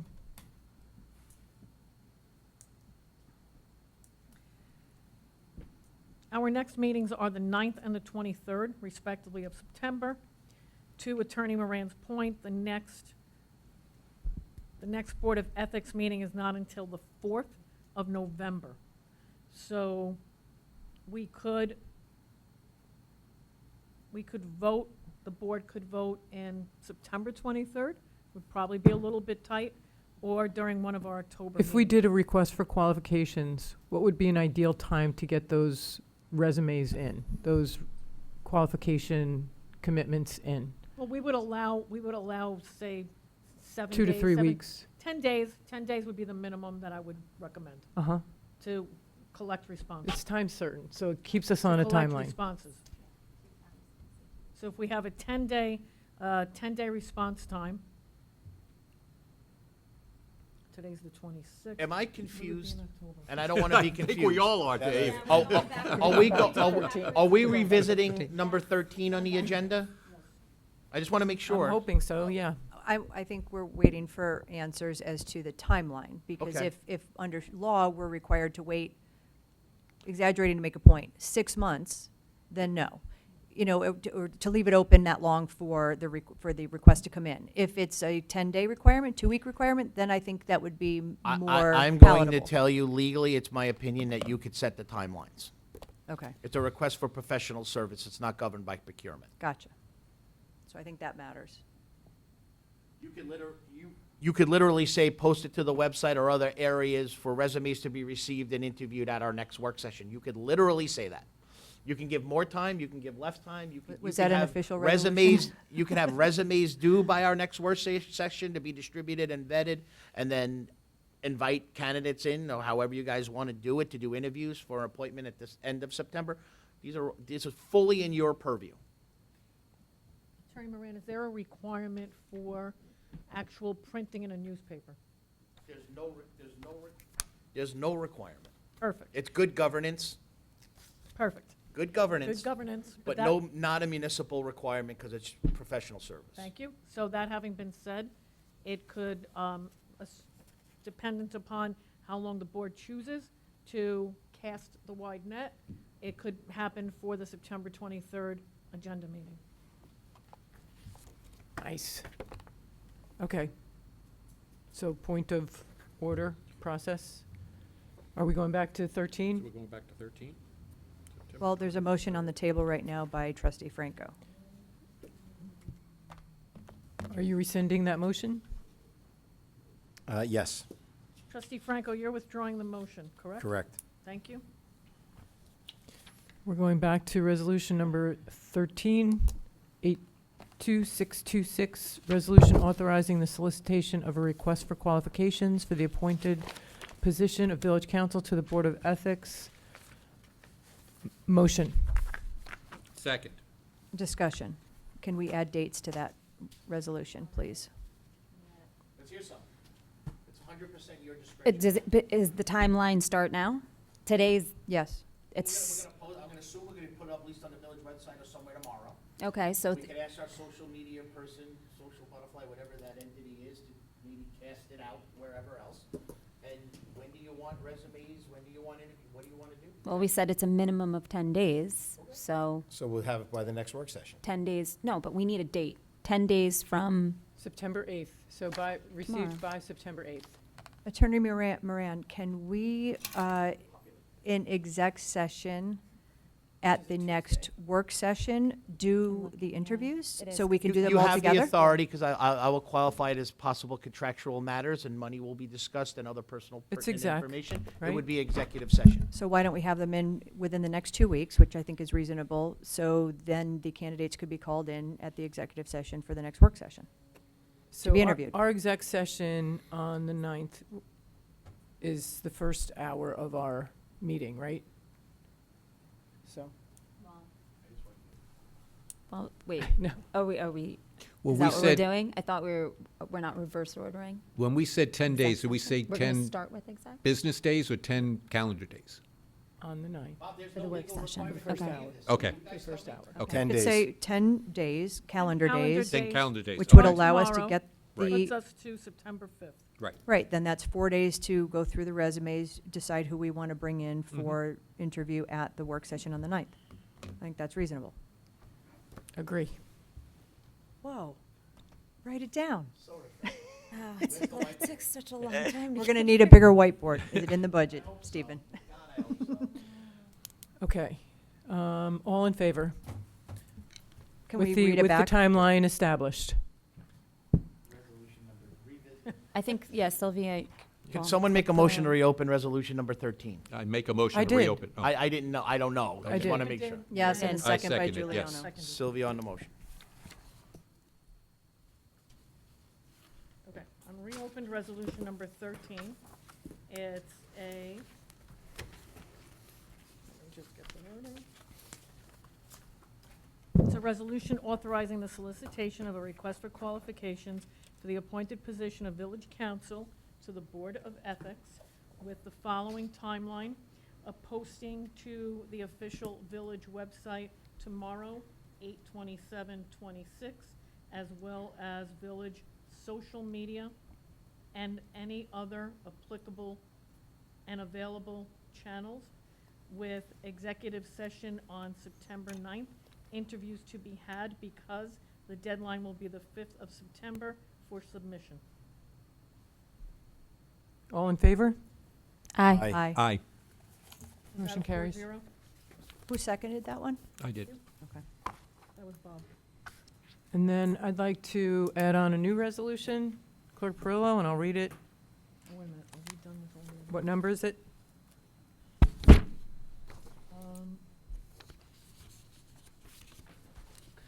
So Mayor, this one will be resolution, this is the new resolution number 30. Okay. Motion to appoint Tracy Donnelly to fill the open seat on the Board of Ethics conditionally upon confirmation of proper qualification with, that's the original motion. We no longer have, sorry, Mayor, we no longer have to condition it. Okay. So motion to appoint Tracy Donnelly to fill the open seat on the Board of Ethics with the village code. No, let me start over, because this is a motion to ratify the You appoint it. appointment? Ratify You the make appointment, appointment. right?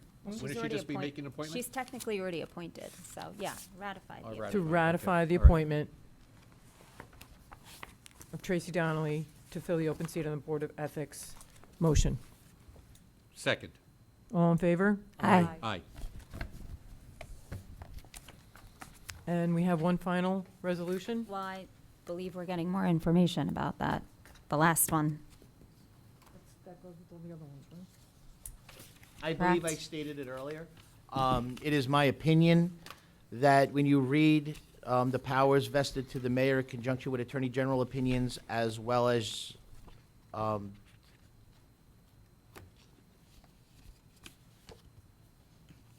village law and the powers of mayoral appointment, I believe that any board that doesn't exist by operation of law in the code, the power defaults to the mayor. And I believe specifically with liaisons,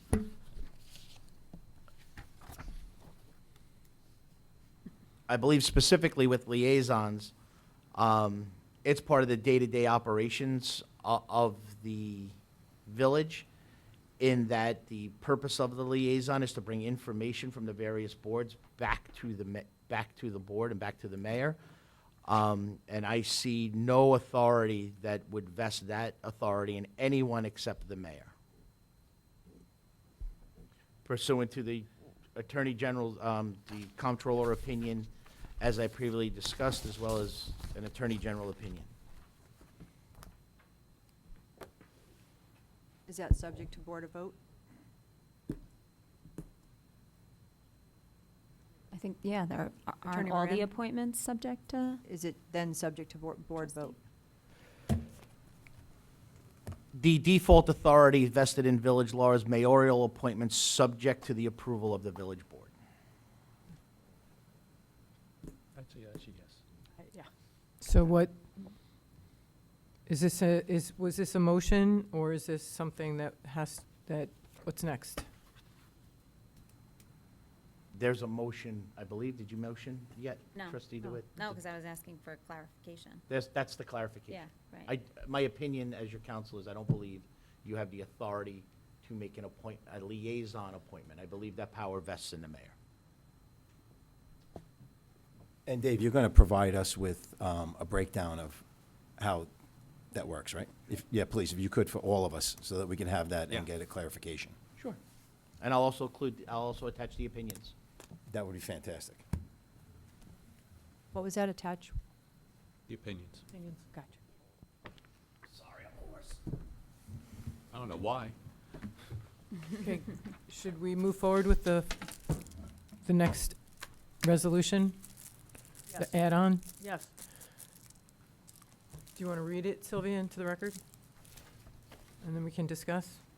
Resolution accepting the dedication of the former frigate 9/11 Memorial to be installed in Harborfront Park as recommended by the Parks and Recreation Advisory Council. May I have a motion for that? Motion. Second. Discussion. Just for background purposes, I think you probably all recall that in recognition of America's 250th anniversary of independence, the owner of the frigate, which housed originally the Thomas Jefferson Memorial in the 1990s, elected to recognize the fallen from 9/11 with a new memorial in 2002.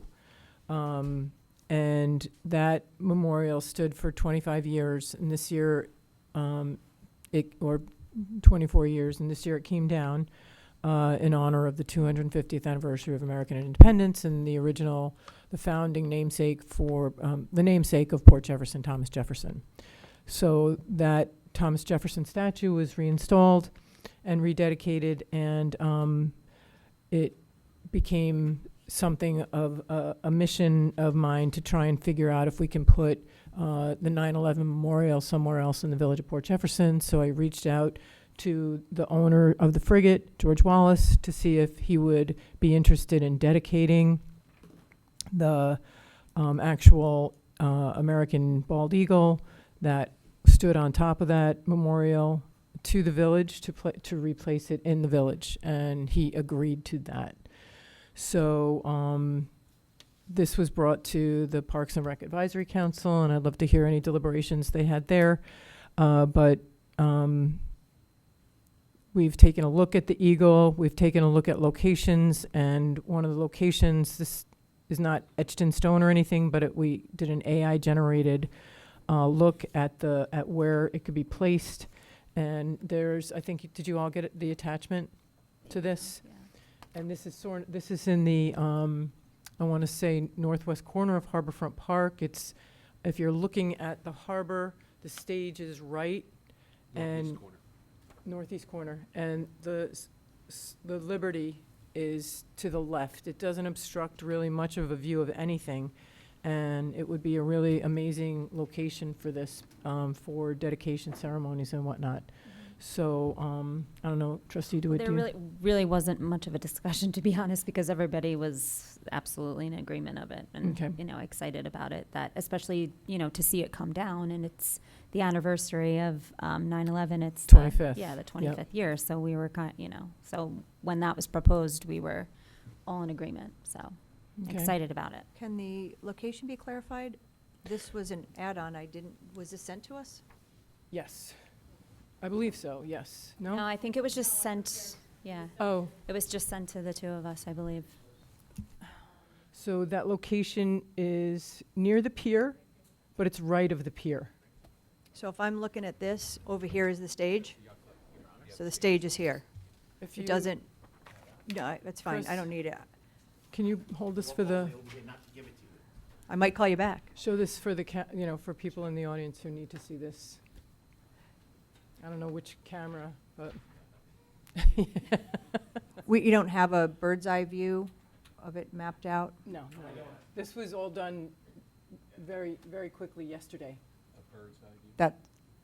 Like that, Bob? That's why it's an add-on, because it was just done Correct. yesterday? Yes. So add-ons are okay if they're you know, they come up. I love the concept. I'm going to trust that the committee went and looked at that location. Randy, did you guys go look? No, because it actually was very Last minute. last minute. I know our chairperson, Matt Macarius, did. He scoped out the area. Could we and do it looked at subject to the board approving the location? Give us a chance to go take a look Absolutely. and maybe measurements Absolutely. and how big this would be and all This that? This is to be in agreement with the concept. Yeah. And if. I love you the know, concept. Yeah, concept is great. Yep. I don't want to, you know, I just want to make sure of where it's going to go and that everybody's in agreement. Okay, agreed. Oh, that's two. So, that was discussion. Any more questions on it? All in favor? Aye. Aye. Aye. Aye. Motion carries.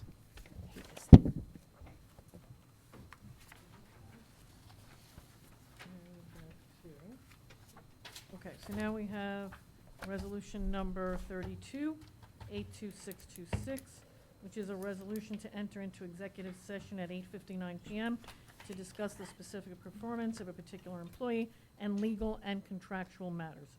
May I have a motion? Motion. Second? All in favor? Aye. All right. Anticipating no voting, more resolutions, right? It is not expected. Is not expected, so Chris is free to conclude the recording.